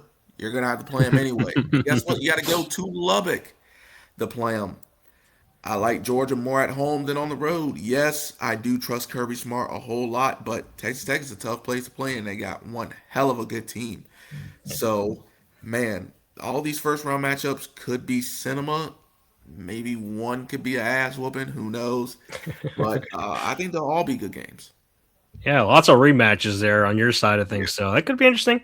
But now it's time to start breaking down our bracket. We're going to crown our national championship here in this video. So here we go. Number 12 versus number 5. On my side, I got Hawaii versus Texas A&M. Hawaii, what did I talk about with them? The situation with them is travel. I mean, yes, of course, I got to travel a long way for this game, time difference, but it just comes down to talent for me. I think Texas A&M has just far and away just too much talent, especially defensively. I would love to see Mike Alejado come out here to Kyle Field and just throw the football around all over this Texas A&M defense, but I just don't see that happening. I don't think Hawaii matches up well here against Texas A&M. It's kind of a tough draw. I mean, you're going to get a tough draw anyway, regardless of who you play here. You're going to get a really talented team. I just don't see an upset happening here. As much as I want to see one, we haven't seen one yet for these group of 6 teams in the college football playoff, but I don't see it happening here with Hawaii. Even though I do love Hawaii a lot, I'm just having a tough time seeing it here. So Texas A&M gets the first round win. Deshawn, what about you? Yeah, my first round matchup, New Mexico at Indiana, and it's the same thing for me as well. I just don't see a group of 6 team upsetting, especially going on the road and getting a major upset. And I don't think New Mexico is definitely not beating the defending national champions, especially in Bloomington. So I trust this Indiana team a whole lot. They're coached very, very well. Josh Hoover, Nick Marsh, Becker, Shabazz Preston, Turbo Richard, and that offensive line. And that defense will be like no other that New Mexico has faced. And I just think it's going to be too much for the Lobos. So Indiana should win this game fairly easily. Heading into the number 11 versus number 6 seed, and this is where controversy on my side is going to start. You got number 11 Notre Dame going on the road to number 6 Georgia, and a lot of Indiana fans will probably be tuning in for this one. Just seeing how Notre Dame will do, because I think I'm going to have different opinions on this game if Indiana was here or if Notre Dame was here. But we got Notre Dame in. Of course, you guys already saw it. So Notre Dame going to Athens, Georgia. And do I think Notre Dame actually has, a better team in Georgia? Probably. But playing Georgia at home, Kirby Smart, I think he's going to match up well here against Notre Dame. Also, this is a revenge game a little bit. Notre Dame did beat Georgia a couple years ago in the playoffs, which, I think Georgia wants to get some revenge there. And I think they do. Getting this game at home, I think Georgia can match up well with Notre Dame physical-wise. And again, what I talked about in Notre Dame's schedule is they play a soft-ass schedule. So I don't know if they're going to be tested enough. And when they have to come into a situation like this against a Georgia team that, Georgia played a pretty soft SEC schedule, but it's still an SEC schedule against physical teams, which I think they're going to be more battle-tested than what Notre Dame has been battle-tested up to this point in the season. So I think it's going to hurt Notre Dame here. Notre Dame might think it helps them playing a lot of cupcake teams, but when you have to play a team that's been battle-tested and just as talented as you are, I think they're going to be better than you, and I think Georgia does win this game. I think they can win it easily. I think they can. I just don't see Notre Dame matching up well against any one of these powerhouse teams this year. Not with that soft-ass schedule they have. I don't think it helps them. So, Georgia will get the win over Notre Dame here. But I will say this. If Indiana was here, I would have Indiana go on the road and beat Georgia. Just saying. That's how bullcrap of a role this could have on somebody that Notre Dame could pull off on somebody. So, that's my takes there. If it was Indiana, I would have Indiana beating Georgia. It's not. Notre Dame's here. I have Georgia beating Notre Dame. There he goes. Deshaun, what about you? Yeah, this is one of my rematches. Arizona and BYU. It would have been a while since these two teams played because they play fairly early in the season. But Arizona coming back to Provo to face BYU, and I think you're going to get a similar result. I think BYU, like I said, is clear cut number one team in the Big 12 for me. And I think they are the best team. That's why I have them be my Big 12 champion. And like I said, could I see Arizona coming over and giving BYU a game? Absolutely. But being able to have this game in Provo will mean a lot to this BYU program. A team that, like I said, wasn't in the playoff last season, finally getting in and being able to show the world what they can do. I think it starts here. So BYU gets the win over Arizona. Like I said, I know it's hard to beat a team twice, but like I said, Texas Tech beat BYU twice last season. Hmm? I think the same thing happens here. Now, I don't think BYU blows them out. I think this is a decently close game, but I could see BYU winning this game by 2 scores. Yeah, I'm just thinking of a potential home playoff game in Provo. That would be an insane environment there. So, Oh, yeah, that would be crazy. Looking forward to that one. See what that environment could look like. On to the next set of matchups here. We got the number 10 versus number 7 seed, and this matchup is going to be phenomenal. You got number 10 Ole Miss traveling to Columbus to take on the number 7 ranked Buckeyes. And again, there's going to be a lot more to look at in these first round games, especially when an SEC school has to travel to a cold weather environment. We've seen it happen before. It does not go well for these hot weather teams that have to travel up to cold weather because they don't play in it too much during the season. And when they have to play in it, it's just different. It's a different level of football, a different style of play you have to get to. You don't get to, rely on the explosive shot plays all the time. You have to play a different style. That doesn't always work. And, you also might get winter weather in some of these games. You won't be surprised if it's snowing. That's just the kind of situation we could have because it's late December games. Up north, it's going to be freezing cold. So how does a hot weather team like Ole Miss do when you have to play a team that's already one of the top talented teams in the country in Ohio State, but you also got to add in the home crowding factor and the weather factor, which doesn't go well for SEC schools. We just saw it a couple years ago with Ohio State and Tennessee. Ohio State pretty much dominated that game against Tennessee. So, it just goes to show you it doesn't. It also goes to show you that Big Ten dominates SEC, but it also shows you how much a weather environment could affect a school as well. So I think Ohio State does get the win over Ole Miss. I think they are the better team anyway. But in terms of the quarterback side, I think Trinidad Chambliss is the best quarterback in this game. But I just don't know if he's able to do enough. I mean, he would have to really show off, and I just don't know if he's able to. Not in this environment. I mean, if he does, that would be crazy. I'm just not seeing it here. Year one for Pete Golding. He gets his team back to the playoffs, but it's just a tough draw here. We need to draw Ohio State on the road. Ohio State, one of the most talented teams in the country. And they've also played a really, really battle-tested schedule against a lot of good teams already. So I think Ohio State will be ready, matched up well here for Ole Miss. Deshaun, what about you? yeah, I got Georgia going to Lubbock to face Texas Tech. And, like I said before, no one wants to play this Texas Tech side. But unfortunately for Georgia, yeah, you're first. And I think Texas Tech gets the win right here. Like I said, for Georgia, like I said, I'm not the biggest Gunnar Stockton fan, and I'm not in love with their offense at all. I think Texas Tech, I almost said A&M. I think Texas Tech owns the offensive advantage in this game. I like Will Hammond more than I like Gunnar Stockton. I really, really do. And defensively, I think can damn near be a wash because this Texas Tech defense is very, very good. Just same as Georgia's. So I think you'll have more of a defensive game, but I think this year Texas Tech's offense will be existent in this game. They will put up some points against this Kirby Smart defense, and Georgia gets another early exit for them. Another early exit in Lubbock. And now it's like, okay, Texas Tech just beat one of the better teams in the SEC. Now, what does that say about your conference?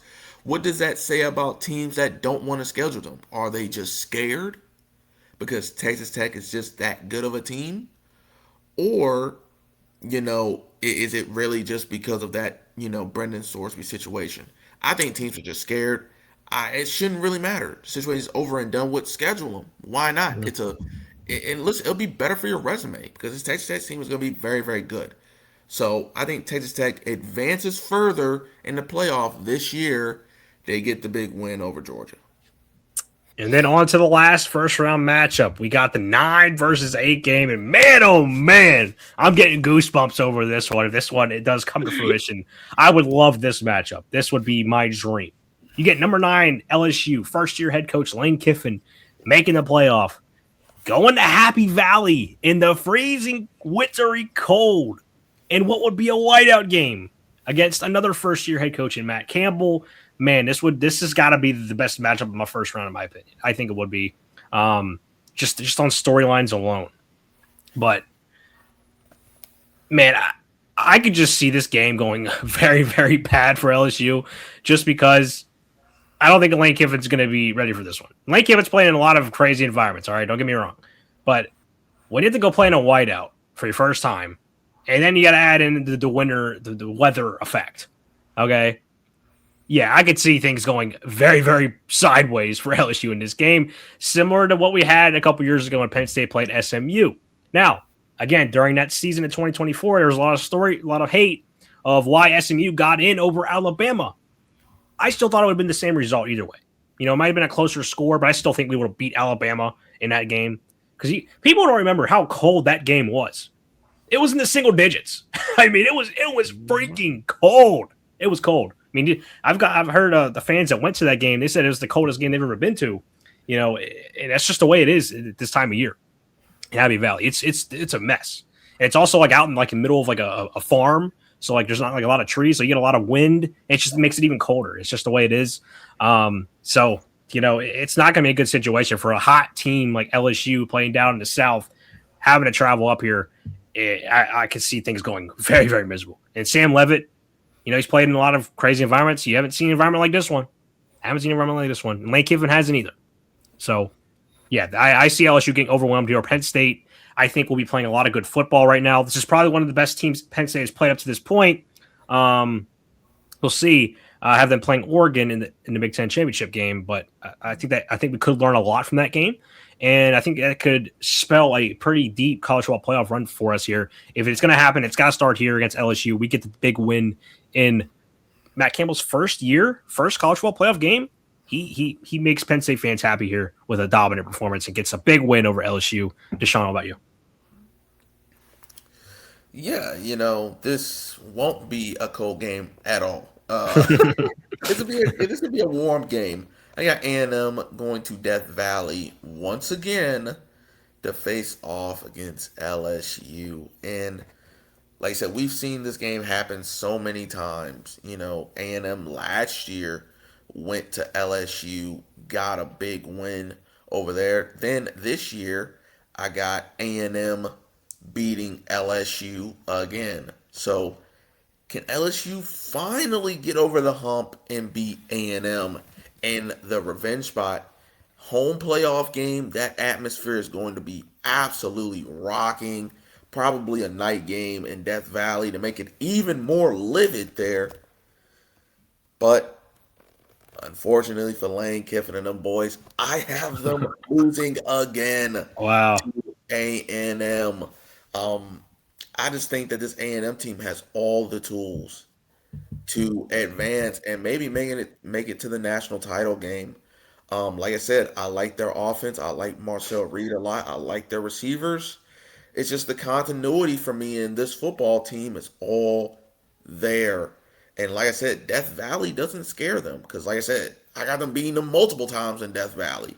So it's really not going to matter. Yes, losing Colin Klein for that A&M offense is huge, but I think they will be just fine. I think Marcel Reed will be a much better passer this season. And A&M will not lose in the first round like they did last season. I think their offense will show up. Their defense did last year. I think it shows up again. I just think that LSU this year, I think Sam Levitt's going to make a couple mistakes. This is a big game for him. Big game for him in that program. LSU hasn't been here for a while, so just the newness of them being there. I just think A&M being here before, I think they get it done. So A&M in the upset in the first round, they take down LSU. Yeah, that's a pretty bold take right there. You have A&M going to Death Valley twice and getting a win this year. That's pretty crazy. But yeah, we'll see. On to the second round matchups now. So I have this as the Fiesta Bowl. So something new this year that I don't think was in years past formats is like whoever is the highest ranked team in terms of a bye, they get to choose where they want their bowl this game played at in terms of the bowl sites. So I just had BYU as number one seed for me. So I picked the Fiesta Bowl because it's closer to them for home. So that is where this bowl game will be here. So I got BYU, my number one seed, going 13-0, playing in this neutral site game here in the festival against my Penn State and the Lions. And I think this is a good matchup for us, honestly. I think we match up really, really well against BYU. And, there were some storylines around this game that are just more than just, game factors alone. Because last year during our head coaching search, we were trying to heavily go after Kalani Sitake as our new head coach. And, when I heard those rumors, I was like, why? I mean, he just didn't seem like a Penn State coach to me. So I was glad we ended up not actually going after him. BYU extended him during that, rumors stuff happening. So I was like, okay, fine. I think he's a great coach. Don't get me wrong, but different styles of play. He's like a Western guy, not really a hard nosed blue collar type of guy, which is what Matt Campbell is. So, I'm glad with our coaching hire. And in terms of the play styles here, I think we match up really, really well against BYU. I really do. And again, I think that game against Oregon in the Big Ten championship game is actually going to get us ready for the playoffs. Because again, I think if we go out, dominate LSU, and if we do dominate LSU, I could see us coming out here against BYU and pretty much doing the same thing. Now, do I think this game will be a lot closer? Yes, I think this game will be close. But again, I just trust our experience level. Okay, I really do. Now, Matt Campbell, a lot of newness for him right here. He's never been in the playoff situation before. He's had teams that could get there, but just wasn't able to get there. I think he gets there this year, and I think he can make a deep run here. So I think he takes down LSU, takes down to the number one seed BYU Cougars in a phenomenal game. But I just think we do have the better team than BYU. I really do. I think we can match up really well against them, and I think that's going to be the factor here. Rocco Beck able to make enough plays. It's also a former Big 12 team, so you can also look at it that way. So Rocco Beck's seen this team before. They know how to game plan for it. And I believe, I want to say these two teams played last year. I want to say it was a shootout. I believe BYU beat Iowa State like 41-27. I can tell you right now, our defense on Penn State this year is not going to give up 41 points to BYU. Okay. So that's another thing that people need to look at. Penn State actually has a defense. Iowa State didn't really have a defense, which is kind of why Iowa State couldn't take that big step. So, give Iowa State offense a defense that can stop teams. I think you got a shot to beat anybody, and I think that's what happens here. So I think we get to the college football playoff semifinals, take down BYU. Deshaun, what about you? Yeah, for me, I have a rematch of the national title game, Miami, Indiana, Part 2. Two different quarterbacks as well for these programs. Listen, I think this is going to be a phenomenal game, but ultimately, I think it goes the same way in the national title game. Give me Indiana over Miami. Listen, I trust this Indiana team a lot. I think Indiana has a coaching advantage. Quarterbacks, I like Darian Mensah a little more than Josh Hoover, but offensive line, I think it'd be about a wash. Defense, I think I like Indiana's defense more than Miami's. Man, it's just both these teams are like really, really similar, really, really 50-50 style game here. I just think that in the late game, because I think this will be a very, very close game. In late game, who do I trust more to coach me out of some situations and to give me a win? It's got to be Kurt Cignetti. It has to be. He's one of the best coaches in the sport right now. No shade to Mario Cristobal. Listen, I love the guy. Great guy. But I just trust Indiana more. And Indiana just has that it factor this year. And I think their offense will be clicking. So does Miami's. But this will be a low scoring game. But I think it ends kind of similar to how the national championship ended, with Indiana getting the win and advancing. Yeah, that's a intriguing matchup right there because I think both of those teams are very similar in a lot of ways, very evenly matched. Again, two new quarterbacks for both of those teams that just went to the national championship game last year, but two quarterbacks that arguably could be in the Heisman conversation. So, yeah, going to be a very intriguing matchup right there. I'll definitely be looking forward to that one if that does come to fruition. On to the next set of matchups, I got Texas A&M against Miami in the Peach Bowl. Now, look, again, I love this Miami team a lot. I love Darian Mensa a lot. I'm very high on, but this is a rematch of that first round game of last year, which if it does happen, I think Texas A&M is built to, get some revenge. And I think that's what happens here. Now, I do think Texas A&M is better than Miami, just based on talent alone. A quarterback advantage does go to Miami, though. I will give Mensa the quarterback advantage here. Also, wide receiver advantage. They have the best. I think they had the best skill player in this game. However, I think Texas A&M's defense is better than Miami's. I think that's going to be the difference in this game. I think Texas A&M's defense is able to give Marcel Reed a lot of good spots, a lot of good opportunities, and I think it's going to help Marcel Reed in this game a lot more because Marcel Reed had his worst game of the season last year in that playoff game. He was just seemed a little flustered. I think he learned a lot from that game, and I think he's going to carry that into this matchup here in a revenge spot. They take down Miami in a pretty phenomenal shootout. Deshaun, what about you? Yeah, for me, it's also I got A&M going against top seeded Oregon, and listen, I'm gonna throw bias out of the way right here. A&M has a very, very good team. Marcel Reed, trio, wide receiver core for them, really, really good. Started by Mario Craver.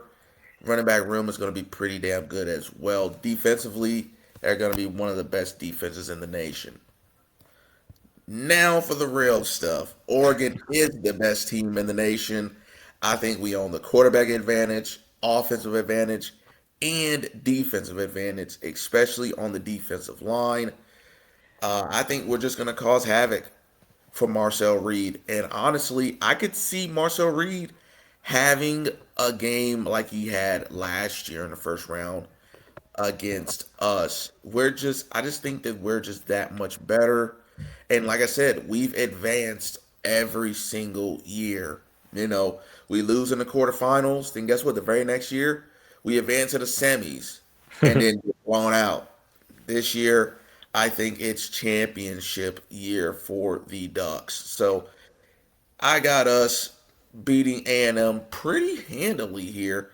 I just think that we're just that much better than A&M, especially with this not being in Cal Field. I just think that this is a double digit win for us.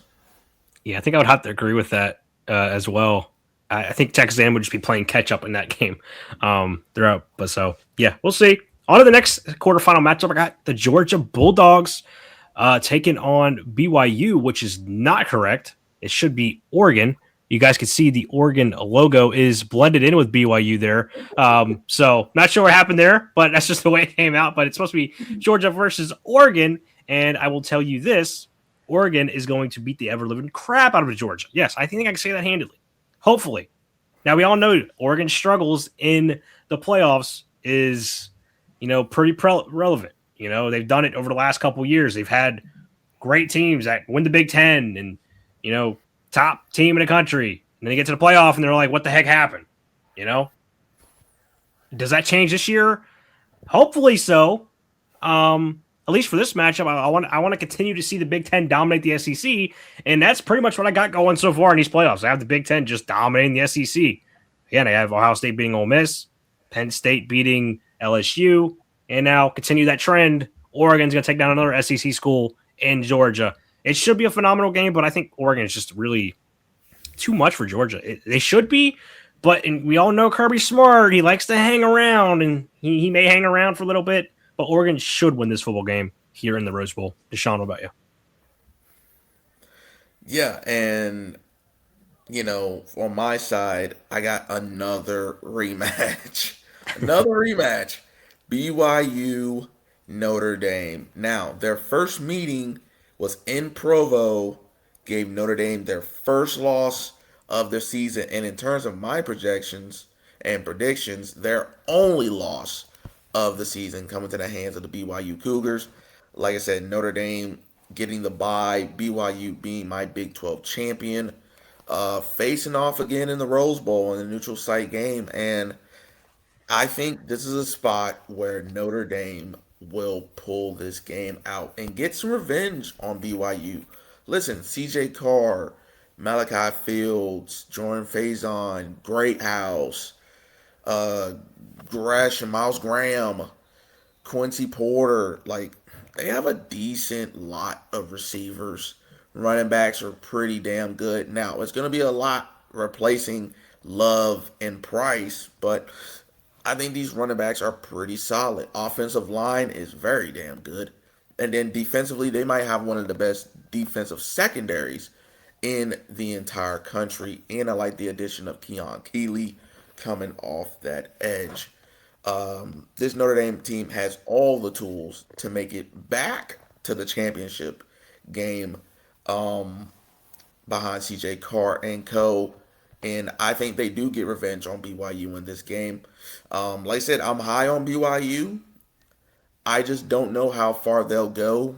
And I think they will bow out in the quarterfinals. Listen, for BYU and their first year being in, I think this is pretty good. I think they can build on this. And I think they're only gonna get better. Notre Dame, like I said, they've been here before. They were just in the national title game. So they have the playoff experience. They know what it takes to win playoff games and advance week to week. So give me Notre Dame in the rematch. I think this game will also be tightly contested, but Notre Dame will pull it out. Yeah, another rematch for you. So that's like a couple rematches for you throughout these playoffs, which is very interesting. We'll see. But yeah, I think if they do meet up again on that side, I think I'd have to lean Notre Dame there. But again, if they get a spread that's minus 10 for Notre Dame in a playoff game, I'm going to be on BYU. Yeah, I bet you if that is happening, that spread will probably be maybe a field goal. Yeah, We'll see.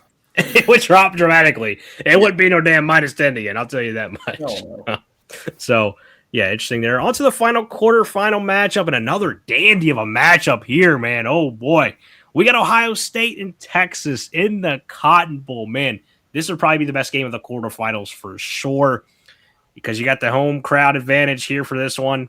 Austin down there. Texas fans are going to come showed up, ready to go here in this one. And yeah, this is going to be another rematch. Again, these two teams played back in week 2 where I had the Longhorns getting the better of the Buckeyes. However, I don't see a team beating Ohio State twice in a row this season. As high as I'm on Texas this year, I'm very high on them. I think they're the best team in the SEC. I think they're one of the best teams in the country. However, I just don't see them beating Ohio State twice because I just feel like Ohio State will watch a lot of film in that game, be a lot better prepared from certain spots, and they will be able to take down the Longhorns here. It's just honestly a reverse order, okay? Say Ohio State beats Texas in week 2. If this matchup comes up in the playoffs, I would lean Texas beating Ohio State. But just given that I had Texas beating Ohio State in week 2, I'm not going to say Texas beats Ohio State twice this year. I just don't see that happening. I could see both of these teams splitting each other. It just matters on who wins that first game because if they made up in the playoffs, I think the other team wins. I don't think any of these teams are going to sweep each other. It's just the order of when they win and beat each other that's going to matter here. So I'm going to give the Buckeyes the lean here in a pretty. I think this could be one of the best games of the playoffs here. This is going to be a phenomenal game. But Deshawn, what about you? Yeah, I got Texas and Texas Tech, and all Texas matchup here. This will be a great game. It'll be a wild game too. I mean, there's probably going to be a couple fights outside. two fan bases that are going to be going at each other's throats. This game, this is going to be a very, very competitive game right here. But with Texas Tech, it all comes down to, like I said, their offense in the playoffs, and not only the health of Will Hammond, but how does he handle all this pressure right here? Because we've seen what Baron Morton did, and it was not good. For Texas Tech, I think it'll work for one game in the postseason. I don't think it works here. You're facing the SEC champions in Texas, all around roster, very, very good. They have one of the most complete rosters in college football, led by Arch Manning. This team is just really, really good. They're in this spot for a reason. They got one of the buys, and I just think at this point, Texas Tech is just they're not going to be able to hang with Texas. I think Texas is the significantly better team. Texas has the quarterback advantage. I think they have the offensive advantage, and I think they have the defensive advantage here. Like I said, Texas has been in this spot. They've been able to advance. Texas Tech, like I said, they had a first round bow out. Granted, they had to play Oregon, but I think there's going to be another tough matchup for them.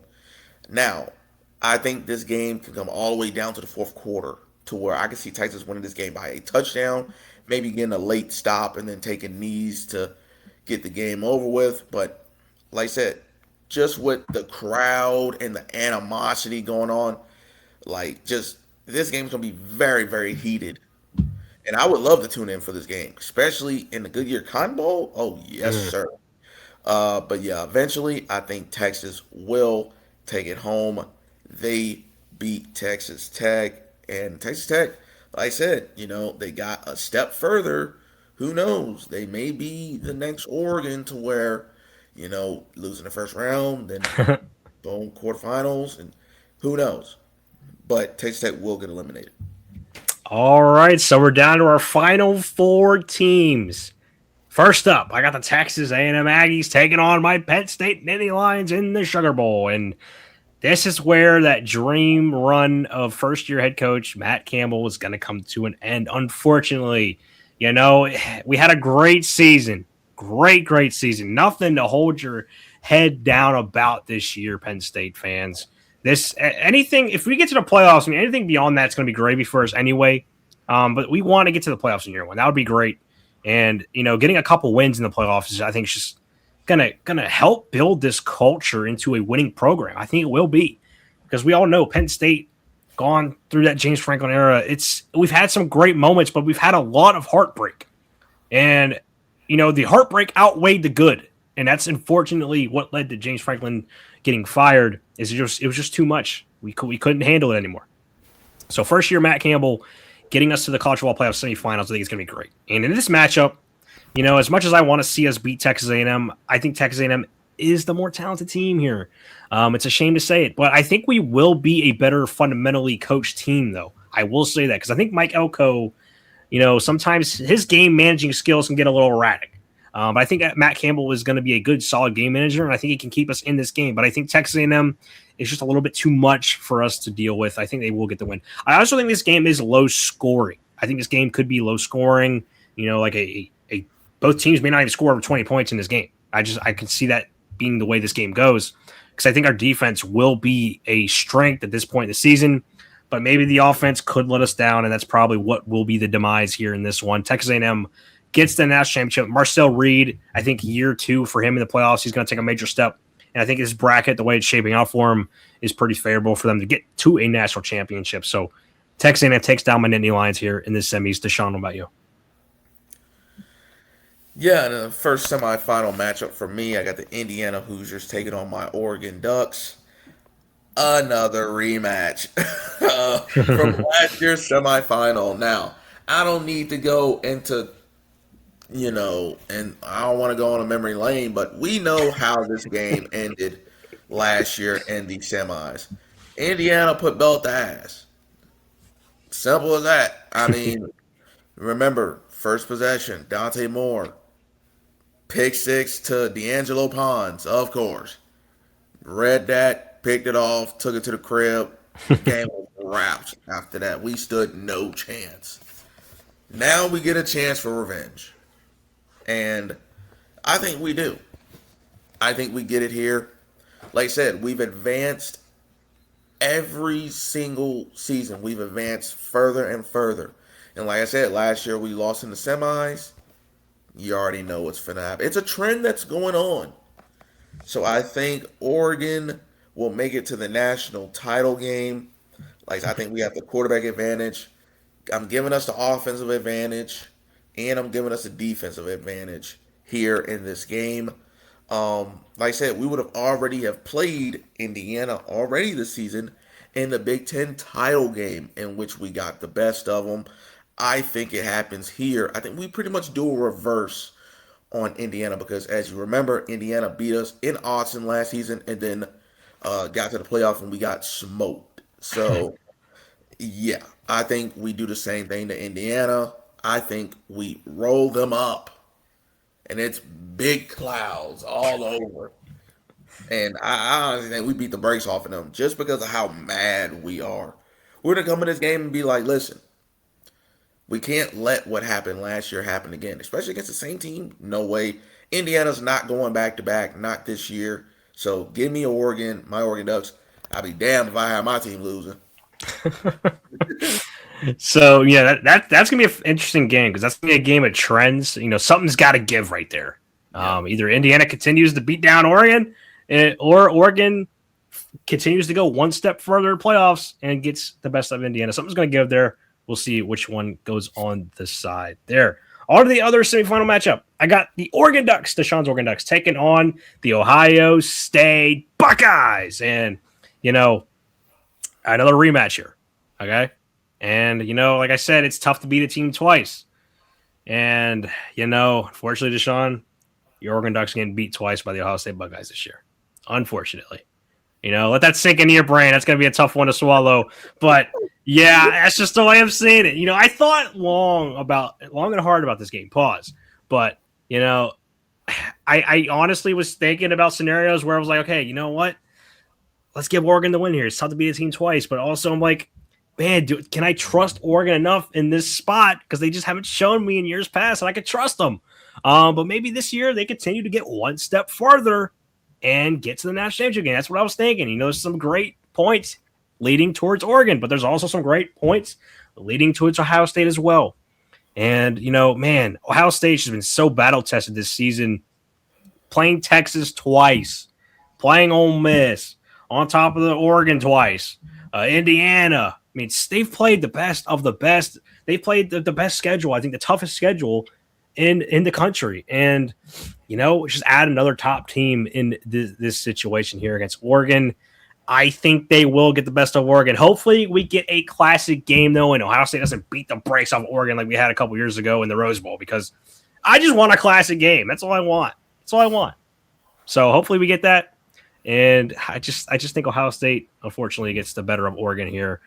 But, yeah, we'll see. I can see that game going either way.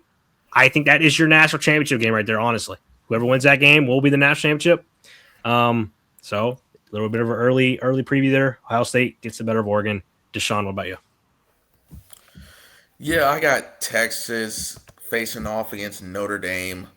Yeah, we don't have to worry about Notre Dame no more because they're done. They're getting out right here. Get them out of here. Like I said, this Texas team is just really, really good, man. Honestly, they may be the second best team in the country outside of Oregon. Like I said, that team is just so complete. And I think Texas having to play the gauntlet schedule that they have, having to go on the road in some environments, having to play a non-con against Ohio State, winning a SEC title, I think all that will work wonders for them. Other than Notre Dame, in which they don't play in a conference title game, and their schedule was not shit. So I just think Texas is built for this. I think it's also their year. They've been pretty disappointing as well. Teams thinking that they're the number one team in the country and then just getting bounced. Granted, Texas should have lost to Arizona State in that game as well when they played in the playoffs. Should have lost to them. I don't know how in the hell they won that game. I don't know. I don't know how they beat them, but they did. But I don't think Notre Dame won't pose any heroics like that in this game. So give me Texas all day in this game. I think this is also be a low scoring game as well. And like I said, this will be a big game for Arch Manning, but I think Arch Manning will answer the call better than CJ Carr will. And I just think that Texas has the better offense and they have the better defense in this game. So give me Texas to advance to the national title game.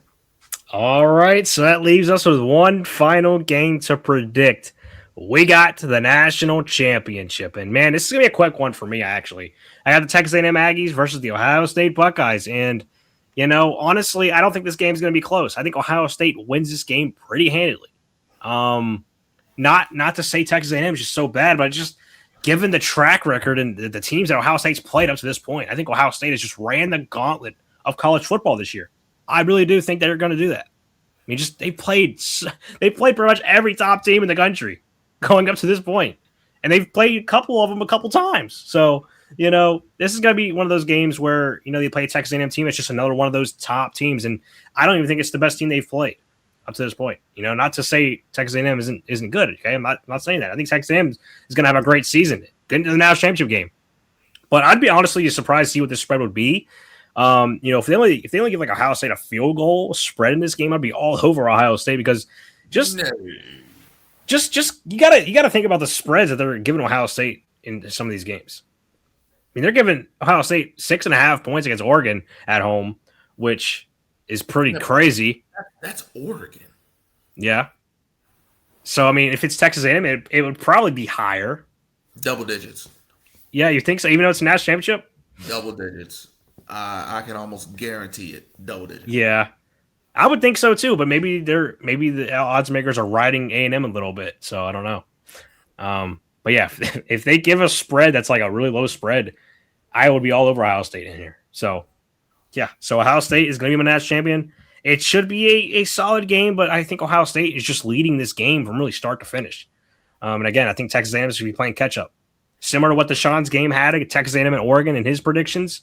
I think it's going to be a game where Texas A&M is just going to be playing catch up the whole game, and they're not really in it. They're somewhat in it, but not really. That's going to be the game I think happens here. Ohio State is my national champion. Deshaun, go ahead and take it away. Yeah, so I got my Oregon Ducks, back in the national title game where we belong, going up against the Texas Longhorns. This puts Big Ten versus SEC. Best of the best. This is the Big Ten champion against the SEC champion. This is exactly how I think it'll play out. And I think it's just our year. I really do.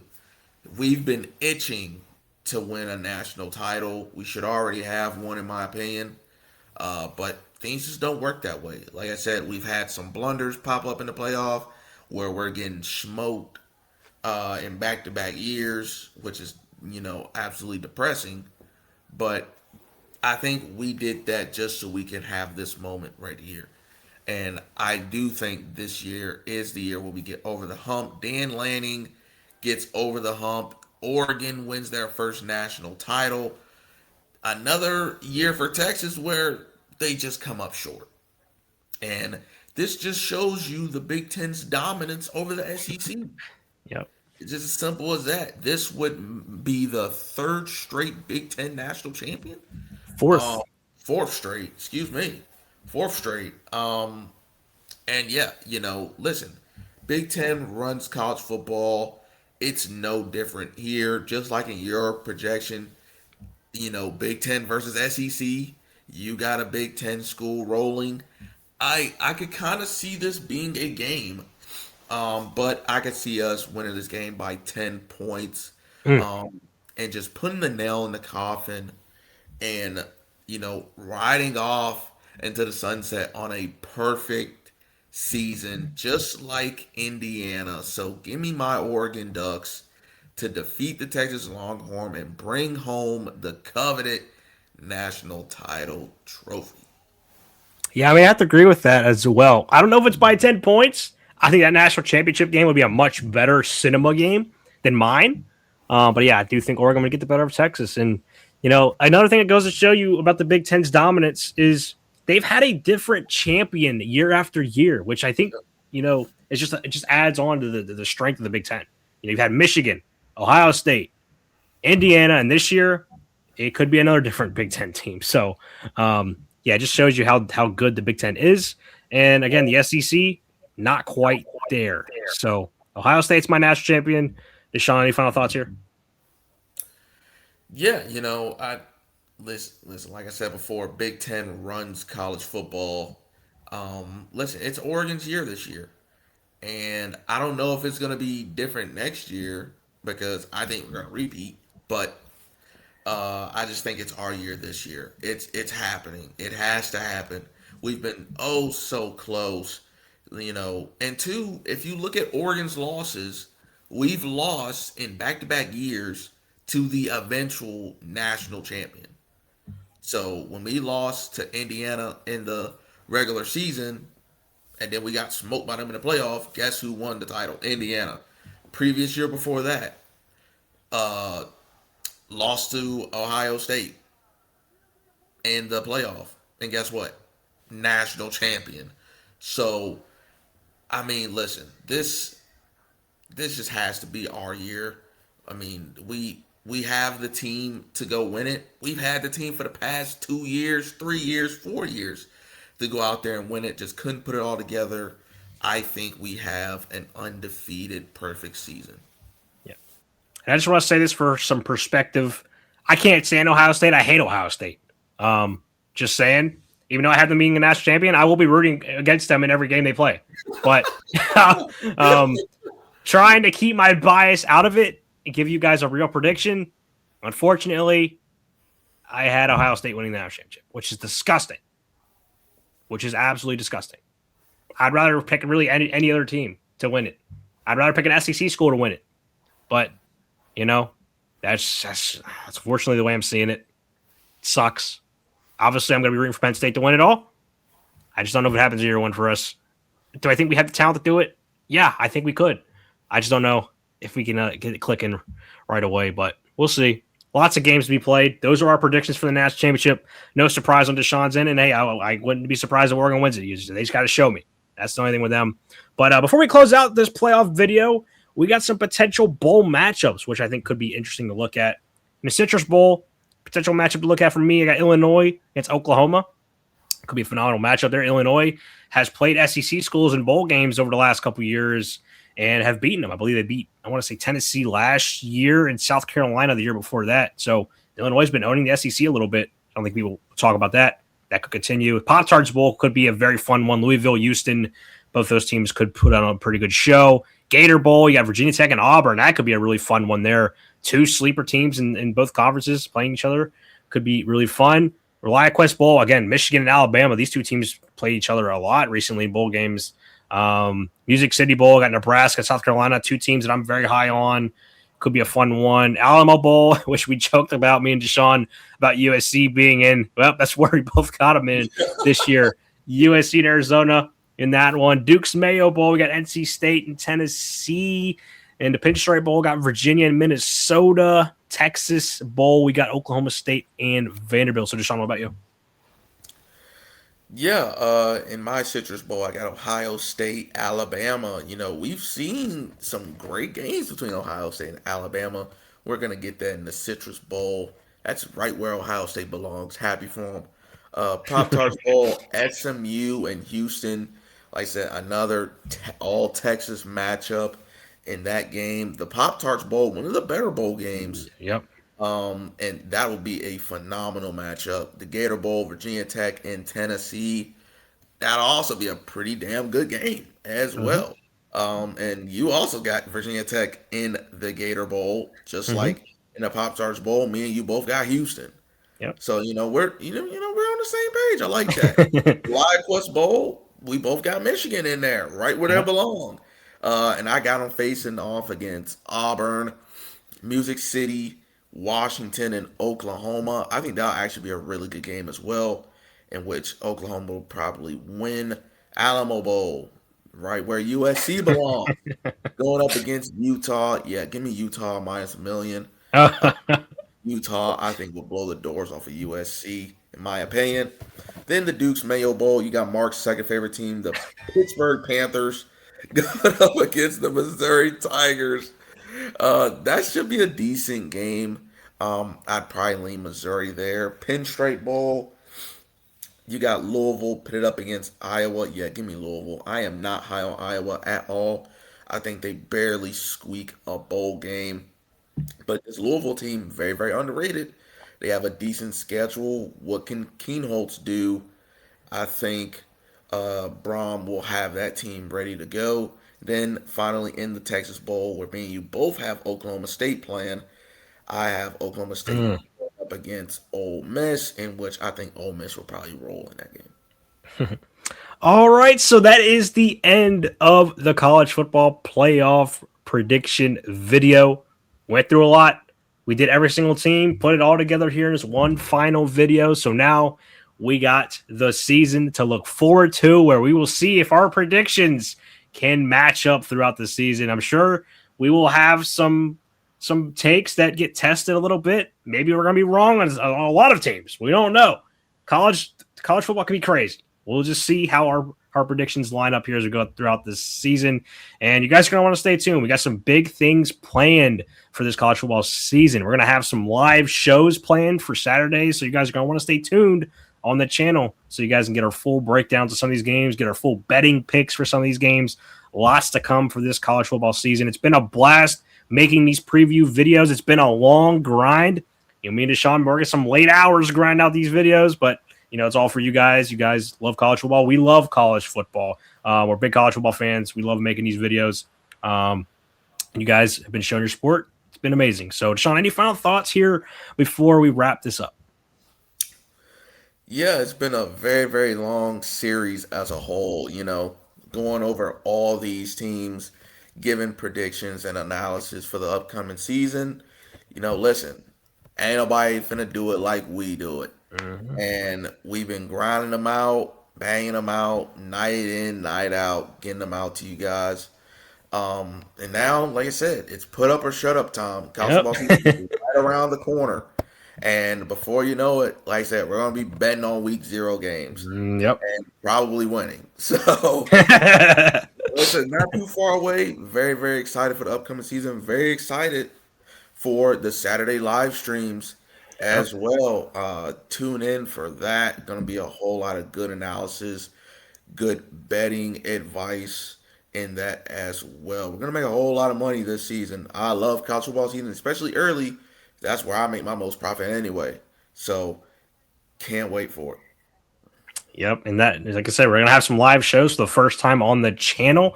I don't know if it'll be every Saturday, but Saturdays that we're available to do some live shows before the game's locked, we're gonna try and hopefully get the first one out here for week 0, which comes up here in just over a week. So, you guys are gonna want to stay tuned for that one. Also, join the free Discord so you guys continue to get updates on when those live shows would be and stuff like that. Also get extra picks in there, so you guys are going to want to get in there and join it. So, big things come for college football this season. We can't wait. We're right around the corner, 1 week away pretty much until we get to week 0, where we're going to start going absolutely crazy with betting picks, upsets, player props, of course. It's all going to be happening here on Marky Picks channel for the college football season for 2026. So, let us know down in the comments below. I'm sure you guys will. Like the video, subscribe to the channel. That's it for this one. Thanks for watching.